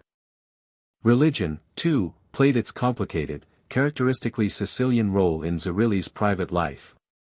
Like so many first-generation Sicilian immigrants of his era, Zerilli would have been raised within a Catholic tradition that occupied a particular, almost paradoxical space within the broader culture of the Sicilian Mafia, a tradition that provided the moral and ceremonial architecture for baptisms, weddings, and funerals, even as the actual conduct of criminal life operated according to a wholly separate code of ethics rooted not in Christian doctrine but in the older, more localized traditions of Sicilian honor, obligation, and omerta. This was not hypocrisy in the way an outside observer, unfamiliar with the cultural context, might initially assume. Within the world Zerilli came from, these two systems of value, the formal Catholicism of the Church and the informal, deeply binding code of the Sicilian underworld, coexisted without the sense of contradiction that might seem obvious to a modern observer. A man could attend Mass on Sunday, participate fully and sincerely in the sacramental life of the Church, and authorize violence against a rival or an informant on Monday, all without experiencing these as fundamentally incompatible expressions of the same underlying worldview, a worldview in which family, loyalty, and the preservation of one's community and its internal order represented the highest moral obligations that superseded, when necessary, the more abstract principles of formal law or even formal religious doctrine.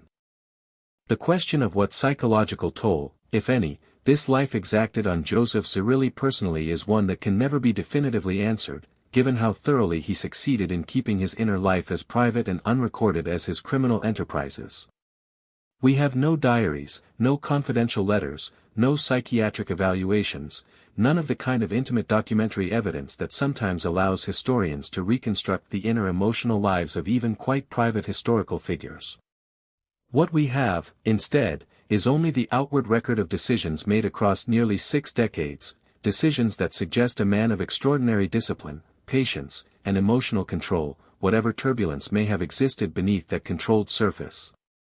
Consider what it must have required, psychologically, to survive the assassination of Gaspar Milazzo in 1930, to watch a mentor and ally cut down in a targeted killing, to understand that the same fate could easily have befallen anyone closely associated with him, and to respond not with panic, not with a desperate scramble for self-preservation that might have led to rash, ultimately fatal decisions, but with the calm, strategic recalibration that allowed Zerilli to align himself successfully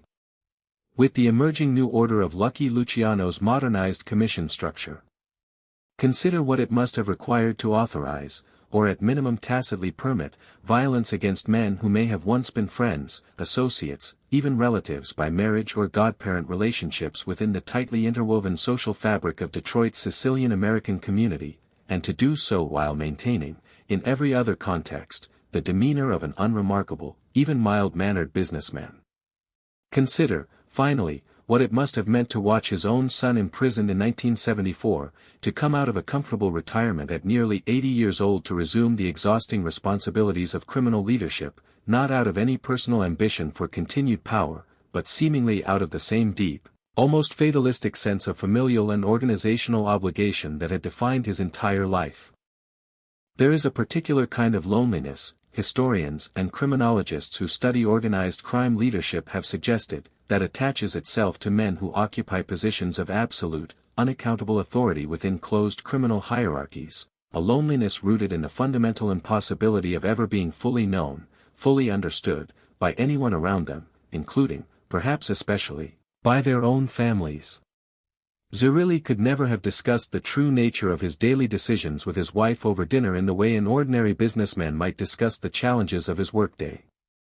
He could never have fully explained to his son, in the years before Anthony's own initiation into the deeper mechanics of the organization, exactly what obligations, what dangers, what moral compromises defined the empire the boy would eventually inherit. Every relationship in Zerilli's life, with the possible exception of his relationships with his most trusted criminal lieutenants, existed within a carefully managed information asymmetry, a world in which Zerilli always knew more than the people around him, always carried burdens he could never fully share, always maintained, even within his own home, a kind of protective distance that must have shaped the entire emotional texture of his private life in ways we can only speculate about from this distance. And yet, for all of this necessary secrecy, Zerilli clearly succeeded in building something that functioned, by any external measure, as a stable and enduring family structure, a marriage that lasted across decades, a son who, whatever his later legal troubles, remained deeply loyal to his father's legacy and organization throughout his own long life, a household that, by all outward appearances, embodied the very respectability and stability that Zerilli had spent his entire career cultivating as protective camouflage. This stability itself represents one of the more remarkable, underappreciated aspects of Zerilli's life story. Organized crime history is littered with examples of bosses whose personal lives collapsed under the weight of their criminal responsibilities, marriages destroyed by infidelity, paranoia, or simple absence, children who rebelled against or were destroyed by the criminal legacies their fathers built, family relationships poisoned by the same violence and betrayal that characterized the broader criminal enterprise. Zerilli, whatever compromises and hidden costs his private life inevitably carried, appears to have avoided this particular pattern of self-destruction, maintaining across nearly 60 years both a formidable criminal empire and a family structure that, by the standards of his profession, functioned with unusual and enduring stability. This stability extended, too, into Zerilli's relationships with his own community, the broader network of Italian-American Detroit that had first welcomed him as an anonymous 17-year-old immigrant laborer in 1914, and which he would go on to dominate, in ways both criminal and quietly philanthropic, for the following 6 decades. Men in Zerilli's position throughout American organized crime history frequently cultivated relationships with their immigrant communities that extended well beyond pure criminal exploitation, providing informal social services, resolving disputes that might otherwise have gone to an American legal system many first-generation immigrants distrusted or simply could not navigate, offering loans and business assistance to fellow Sicilian and Italian immigrants trying to establish themselves in a new country. Whether Zerilli's own relationship with Detroit's Italian-American community followed this same pattern in its particulars, the broader cultural role he occupied, a man whose authority within his community extended into realms that a purely criminal analysis fails to fully capture, reflects something important about how organized crime bosses of his generation understood their own position, not merely as criminal entrepreneurs but as a kind of parallel civic authority, filling gaps left by an official American establishment that had often proven indifferent or actively hostile toward immigrant communities.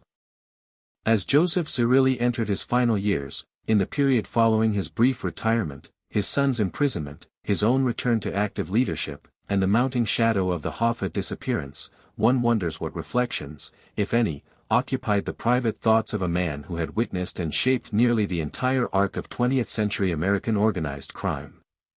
He had arrived as a penniless immigrant boy in a city still finding its industrial footing. He had survived a brutal gang war that claimed his mentor's life. He had built, expanded, and diversified a criminal empire across 4 decades of prohibition, wartime black markets, post-war casino expansion, and the increasingly sophisticated federal law enforcement campaigns of the 1960s and 1970s. He had watched, and perhaps participated in, decisions that ended human lives, while simultaneously maintaining, in the privacy of his Grosse Pointe home, the outward appearance of an unremarkable, respectable elder statesman of his community. And now, in the final years of his life, he watched federal investigators circle ever closer, watched the disappearance of an old and complicated ally consume headlines across the entire country, and understood, with whatever clarity a man of nearly 80 years could bring to such reflections, that the empire he had built with such patient discipline would eventually have to survive without him. Joseph Zerilli died on October 30, 1977, having lived a life that spanned, almost impossibly, from the fishing villages of turn-of-the-century Sicily to the boardrooms of Las Vegas casino empires, from the chaos of Prohibition-era gang warfare to the sophisticated federal racketeering investigations of the modern era. He was buried at Mount Olivet Cemetery in Detroit, in a service that, characteristically, drew far less public attention than the death of a man of his actual historical significance might have warranted. And in the years that followed, as we have seen, the organization he built would face its own final reckonings, federal prosecutions, the slow erosion of its once formidable power, and the eventual, partial unraveling of secrets that Zerilli himself had spent an entire lifetime ensuring would never see daylight. In our next chapter, we will turn to the broader question of legacy, how historians, journalists, and law enforcement experts have come to understand Joseph Zerilli's place within the larger history of American organized crime, how his particular model of quiet, disciplined leadership influenced criminal organizations far beyond Detroit's borders, and why, even today, nearly 50 years after his death, his name remains far less recognized by the general public than far less consequential. Figures whose flamboyance made them household names, a final, fitting irony for a man who spent his entire life ensuring that history would have as little to say about him as possible. There is a peculiar irony that sits at the very heart of Joseph Zerilli's historical legacy, an irony that becomes more apparent the deeper one digs into the archives, the court records, the academic studies of American organized crime that have accumulated in the decades since his death. Ask the average American to name a famous mob boss, and you will hear names instantly, almost reflexively: Al Capone, John Gotti, Lucky Luciano, perhaps Carlo Gambino or Sam Giancana. These names carry cultural weight far beyond their actual historical significance, immortalized through films, television series, tabloid coverage, and popular mythology that has transformed them into something closer to folk anti-heroes than the violent criminal figures they actually were. Ask that same person about Joseph Zerilli, and in the vast majority of cases, you will be met with blank silence, despite the fact that, by nearly every objective measure available to historians of American organized crime, Zerilli's reign represents one of the longest, most stable, and most successful criminal leaderships in the entire history of the American Mafia. This gap between actual historical significance and popular cultural recognition is not an accident of history. It is, in the most direct sense possible, the fully realized product of Zerilli's own lifelong strategic philosophy, a final, posthumous confirmation that the invisibility he cultivated so carefully throughout his active career continued to protect his legacy even decades after his death.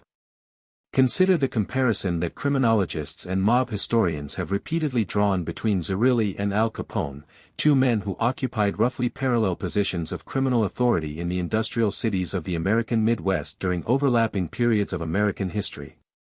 Capone's reign as the dominant criminal figure in Chicago lasted, in its most powerful form, for less than a decade before federal prosecutors finally brought him down through tax evasion charges in 1931, sentencing him to 11 years in federal prison, a sentence from which his health, ravaged by untreated syphilis, would never fully recover. Zerilli's reign, by the most conservative estimates available, spanned somewhere between 40 and 50 years, depending on precisely how one dates his transition from rising lieutenant to unquestioned boss. By any measure of organizational longevity, stability, or sheer accumulated criminal profit, Zerilli's career dwarfs Capone's in scale and success.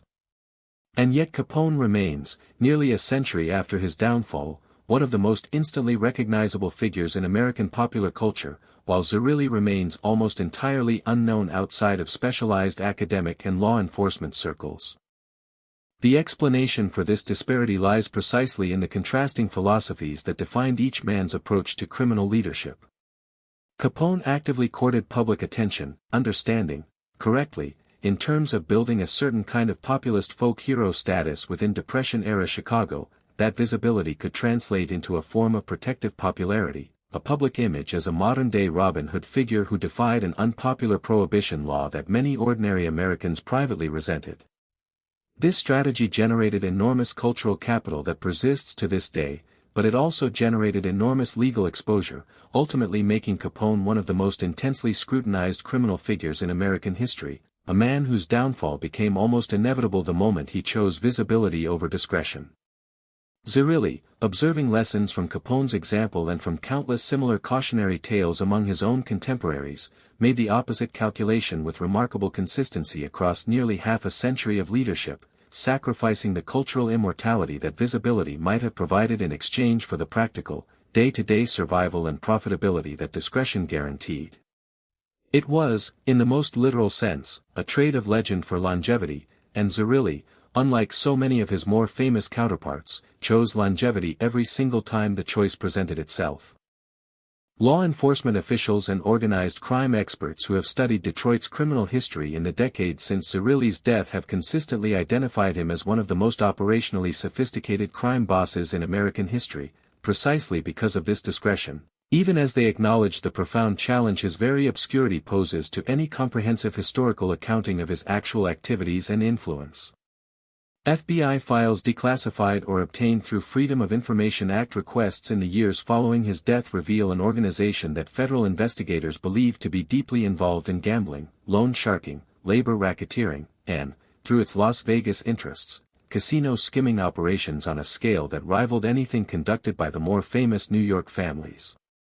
And yet these same files reveal, again and again, the frustration of investigators who spent entire careers trying and repeatedly failing to develop prosecutable evidence directly implicating Zerilli himself in specific criminal acts, a frustration that stands as its own kind of backhanded tribute to the effectiveness of the insulation strategies he had spent decades perfecting. Perhaps the single most significant dimension of Zerilli's broader legacy, beyond the specific criminal enterprises he built and protected, lies in the organizational model he pioneered, a model that would go on to influence organized crime leadership far beyond the borders of Detroit, even if Zerilli himself never sought or received credit for this influence during his own lifetime.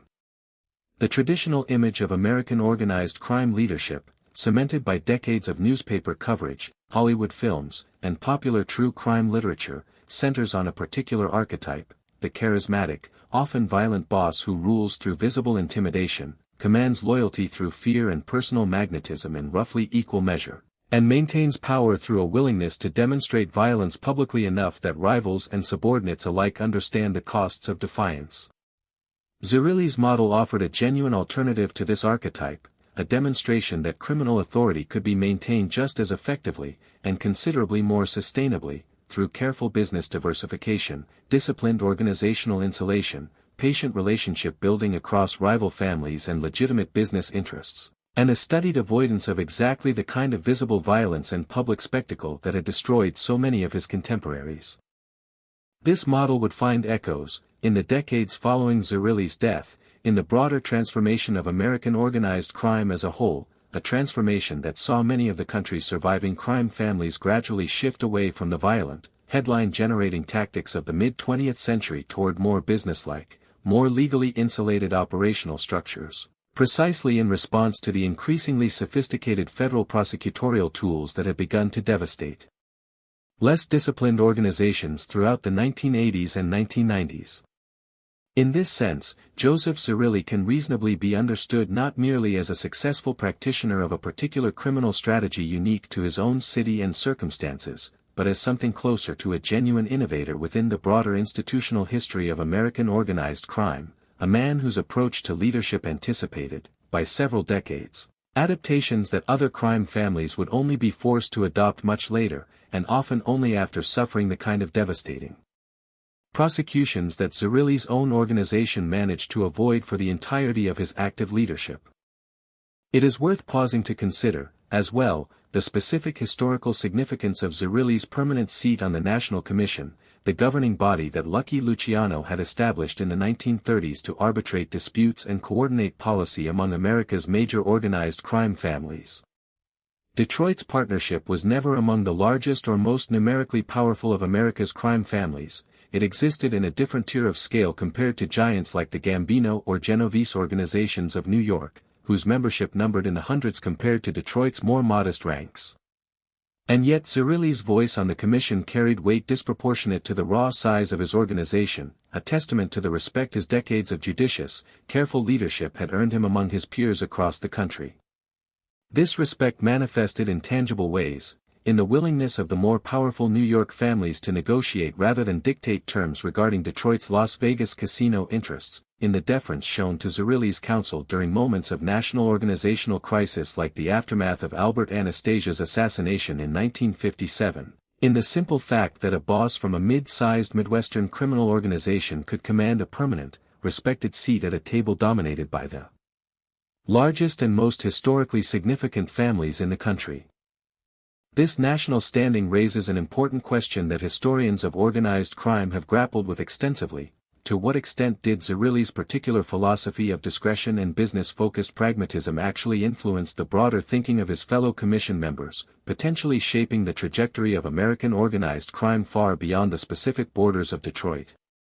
While definitive causal claims are difficult to establish given the notoriously opaque and poorly documented nature of commission deliberations throughout this period, several historians have noted that the broader shift toward more businesslike, less overtly violent organized crime operations that characterized the second half of the 20th century found one of its earliest and most successful proof points precisely in the Detroit Partnership's decades of stable, profitable, low visibility operation under Zerilli's leadership, a living demonstration, visible to every other boss who sat with him on the commission, that the old model of flamboyant, violence-forward criminal leadership was not, in fact, a necessary feature of successful organized crime, but merely one possible strategy among several, and arguably not even the most effective one available.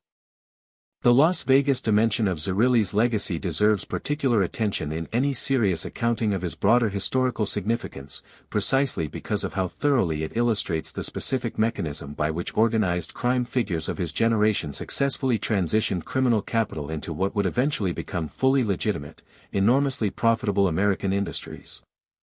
The casino empire that Las Vegas represents today, a multi-billion-dollar legal entertainment and hospitality industry, publicly traded, heavily regulated, employing hundreds of thousands of workers and drawing tens of millions of tourists annually, traces its direct institutional and financial origins to precisely the kind of mob-financed casino development that Zerilli and his Detroit Partnership associates participated in during the 1950s and 1960s. This represents one of the more genuinely fascinating, if morally uncomfortable, dimensions of Zerilli's legacy, the recognition that some meaningful portion of the foundational capital and operational expertise that built modern Las Vegas as we know it today flowed directly from criminal enterprises that Zerilli and figures like him controlled, laundered through Teamsters pension fund investments and casino skimming operations that were, at the time, entirely illegal, but which nonetheless helped construct physical and financial infrastructure that would eventually outlive its criminal origins entirely, becoming fully absorbed into the legitimate American economy as federal and state regulators gradually forced organized crime out of Nevada's gaming industry throughout the following decades. Academic historians who study the sociology of organized crime have also pointed to Zerilli's career as a particularly illuminating case study in the broader phenomenon of ethnic succession within American criminal enterprise, the well-documented historical pattern in which successive waves of immigrant communities, arriving in America with limited access to legitimate avenues of economic and social advancement, have turned to organized criminal enterprise as an alternative pathway toward wealth, status, and influence, before eventually, across subsequent generations, assimilating into mainstream American economic and social structures and largely abandoning criminal activity in favor of legitimate business and professional careers. Zerilli's own life story traces almost the entirety of this arc within a single biography, arriving as an impoverished Sicilian immigrant with essentially no legitimate economic opportunities available to him, building extraordinary wealth and influence through criminal enterprise across 4 decades, and ultimately positioning his own descendants, Through the legitimate casino and business interests the partnership had accumulated, for exactly the kind of eventual assimilation into mainstream American economic life that sociologists have identified as the typical endpoint of this broader historical pattern. And yet, for all of this broader historical and sociological significance, Joseph Zerilli's name remains, even today, absent from the vast majority of popular accounts of American organized crime history. Documentary filmmakers, true crime authors, and popular historians who have extensively chronicled the lives of Al Capone, John Gotti, Lucky Luciano, and dozens of other, arguably less historically significant mob figures, have largely overlooked Zerilli, a neglect that reflects, in its own way, the final and most complete triumph of the very strategy that defined his entire career. A man who spent nearly 60 years ensuring that as little information as possible about his true activities and influence ever reached public record has succeeded, even in death, in remaining almost entirely outside the popular historical narrative, protected not by any surviving criminal organization, not by any legal statute of limitations, but simply by the sheer, accumulated weight of decades of deliberate, disciplined invisibility. This raises a final, uncomfortable question that any serious historical accounting of Joseph Zerilli's life must ultimately confront: does the very obscurity that defined his career represent, in some meaningful sense, a kind of historical injustice, a failure of public memory to properly reckon with a figure whose actual influence over American organized crime, American labor history, and even the physical and economic development of modern Las Vegas arguably exceeds that of far more famous criminal figures who have come to dominate popular imagination? Or does that same obscurity represent, instead, exactly the outcome Zerilli himself would have most wanted, a final, posthumous confirmation that his lifelong strategy of discretion had succeeded so completely that even history itself, that most persistent and thorough of investigators, ultimately failed to fully expose him? There is no definitive answer to this question, and perhaps that ambiguity is itself the most fitting possible conclusion to any examination of Joseph Zerilli's broader historical legacy. He built an empire that outlasted nearly every rival organization of his era. He pioneered an organizational philosophy that would eventually influence the broader trajectory of American organized crime as federal law enforcement grew more sophisticated and less patient with the flamboyant violence of an earlier generation. He positioned his family and his organization's interests at the very foundation of what would become one of the most significant legal industries in modern American commerce. And he did all of this while remaining, throughout his own lifetime and for decades beyond his death, almost entirely unknown to the general public whose city, whose labor unions, whose emerging gambling industry, and whose very sense of what organized crime looked like, he had shaped so profoundly from behind an almost impenetrable veil of quiet, deliberate anonymity. In our seventh and final chapter, we will bring this story to its close, examining what remains today of the empire Joseph Zerilli built, the current state of the Detroit partnership in the 21st century, the final, unresolved mysteries that continue to surround his family's connection to Jimmy Hoffa's disappearance, and the broader lessons that his singular, almost paradoxical career offers about the true nature of power itself, the idea that the most dangerous men in any room are so often not the ones who make themselves impossible to ignore, but the ones who make themselves impossible to see. Nearly 50 years have now passed since Joseph Zerilli was laid to rest at Mount Olivet Cemetery, and the empire he built, in the way of all human institutions, has continued its long, slow transformation into something he likely would not fully recognize, even as its foundational architecture, the culture of discretion, the layered insulation, the preference for quiet profit over public spectacle, continues to echo through whatever remains of Detroit's organized crime landscape today. To close this story properly, we must look at what became of the partnership in the decades following the 1996 racketeering prosecution that finally cracked, however incompletely, the silence Zerilli had spent his life enforcing, and we must sit, one final time, with the unresolved mysteries that continue to tie his family's name to some of the darkest unanswered questions in American criminal history. By the early years of the 21st century, federal and state law enforcement experts who continued monitoring organized crime activity in Michigan described the Detroit partnership as a dramatically diminished force compared to the organization Zerilli had once commanded. Where the partnership of Zerilli's era had commanded influence across an entire regional economy, controlling significant portions of Detroit's gambling, loan sharking, and labor racketeering activity, maintaining meaningful casino interests across state lines in Nevada, and holding a respected, permanent seat at the table of national organized crime governance. The surviving organization of the 2000s and 2010s was estimated by investigators to include perhaps 40 to 50 made members, a fraction of its historical peak, operating with considerably reduced ambition and considerably reduced visibility even by the already discrete standards Zerilli himself had established decades earlier. This decline mirrored a broader national pattern, as traditional Italian-American organized crime families across the country found themselves squeezed by increasingly sophisticated federal prosecution, by the aging out and death of the last members of the generation that had built these organizations during the Prohibition and immediate post-war years, and by the simple demographic reality that subsequent generations of Italian-Americans, fully assimilated into mainstream American life and possessed of far greater access to legitimate educational and economic opportunity than their immigrant grandparents had ever enjoyed, increasingly declined to pursue the criminal pathways that had once represented one of the only available routes to wealth and status for young men in their position. And yet, even in this diminished state, the Detroit partnership that Zerilli built did not disappear entirely, a persistence that itself speaks to the durability of the institutional structures he established across his decades of leadership. Jack Tocco, despite his relatively light sentence following the 1996 prosecution, continued to be regarded by law enforcement as the family's boss until his death in July of 2014, maintaining, even in his final years, the kind of quiet, low-visibility authority that had defined the organization since Zerilli first began consolidating power more than 70 years earlier.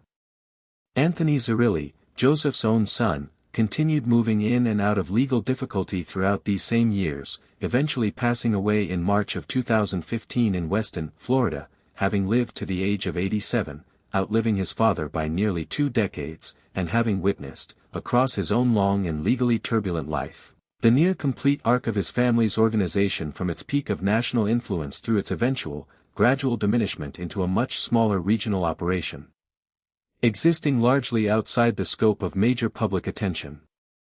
It is worth reflecting, as we bring this story toward its conclusion, on the particular symmetry between father and son that emerges when we set their two lives side by side.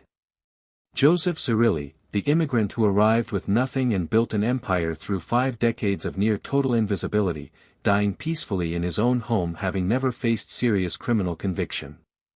Anthony Zerilli, groomed from birth for exactly the kind of leadership his father had exercised so successfully, and yet finding himself repeatedly exposed, repeatedly prosecuted, repeatedly imprisoned across a career that, for all its inherited advantages, never managed to replicate his father's singular gift for evading the reach of American law enforcement.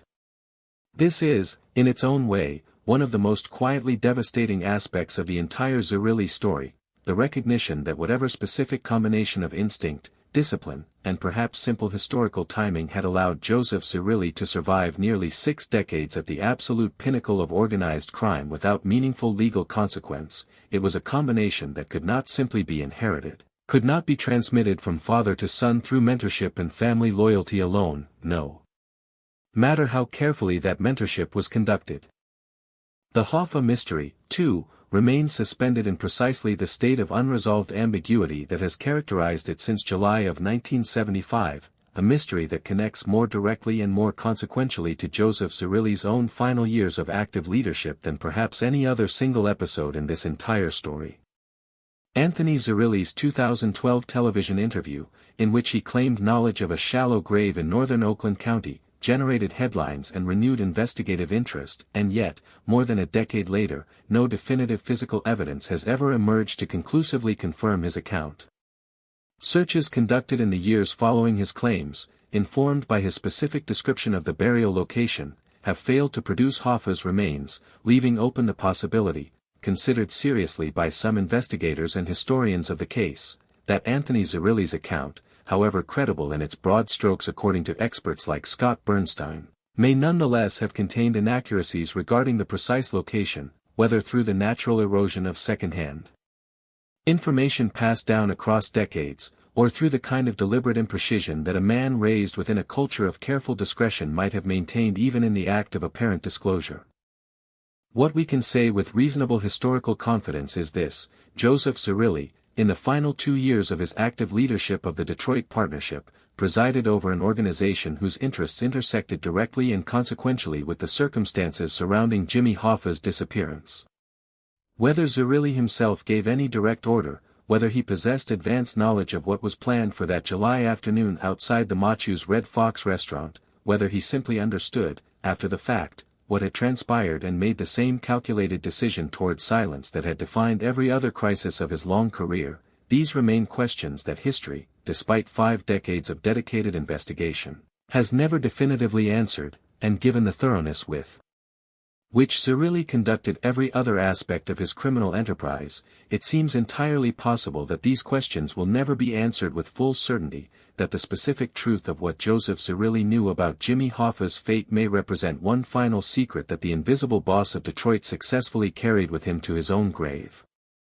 There is something almost mythic about this final, enduring silence, the way in which the two most consequential unsolved elements of this entire story, the precise extent of Joseph Zerilli's direct involvement in decades of underworld violence, and the exact location of Jimmy Hoffa's remains, both trace back to the same underlying source, a culture of discipline and discretion so thoroughly instilled, so completely internalized by the men who operated within its structure, that even the passage of half a century, even the deaths of nearly every direct participant in these events, even the best efforts of dedicated federal investigators armed with every modern forensic and investigative technique available, have proven insufficient to fully crack it open. This, perhaps more than anything else, represents the truest measure of what Joseph Zerilli actually built during his nearly 50 years at the top of Detroit's underworld, not simply a criminal enterprise, not simply a network of gambling operations and casino interests and labor union relationships, but a genuinely durable culture. A set of internalized values and behavioral norms that continue protecting its deepest secrets for decades after the man who instilled them had passed from the scene entirely.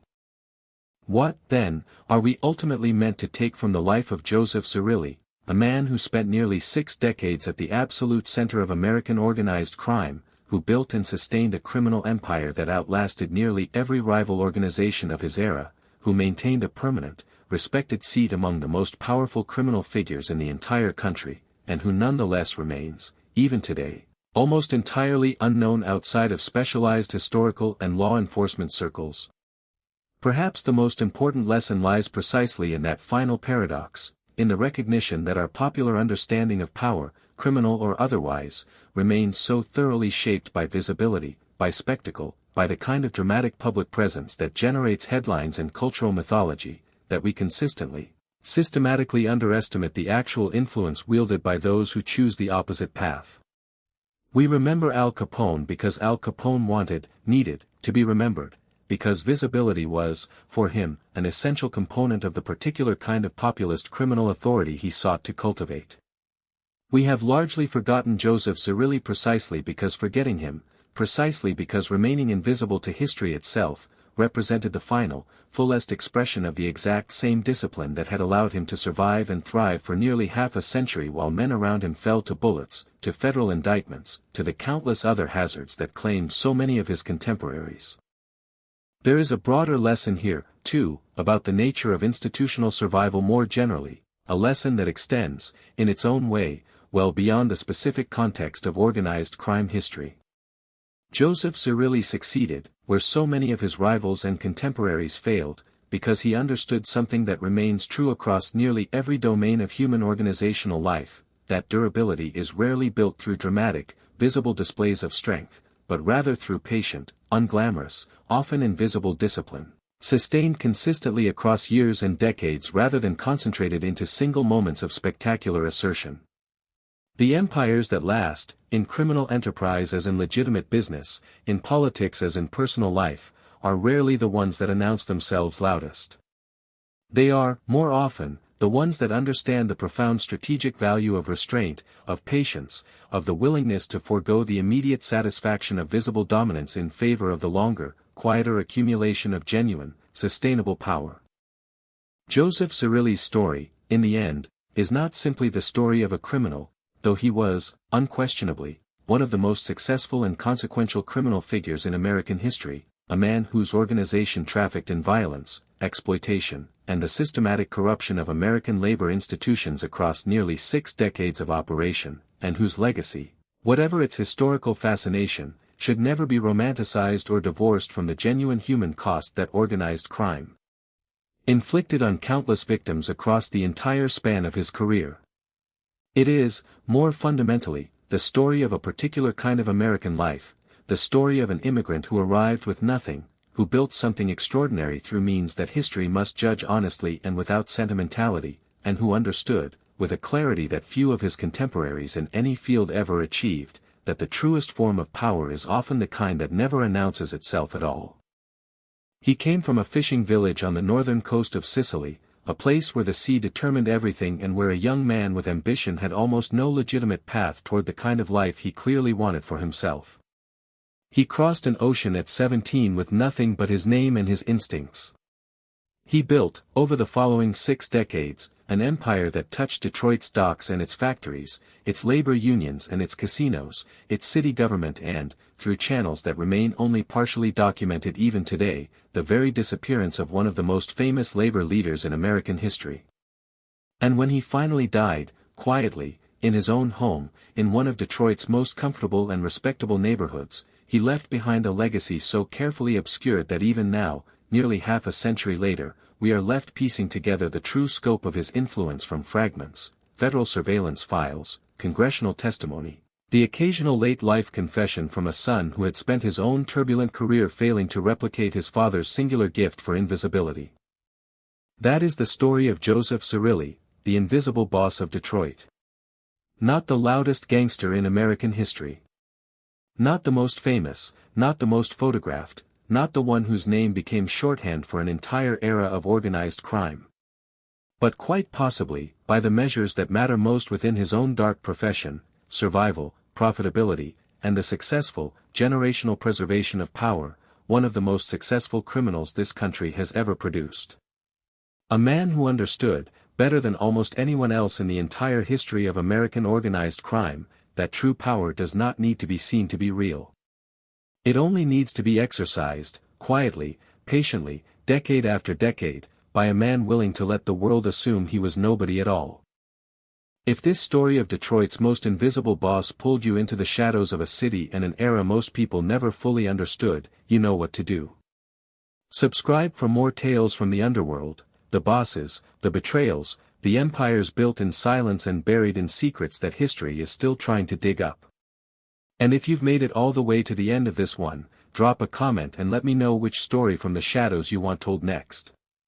Until then, stay in the light, because as Joseph Zerilli proved better than almost anyone, it's always the ones you never see coming who hold the real power.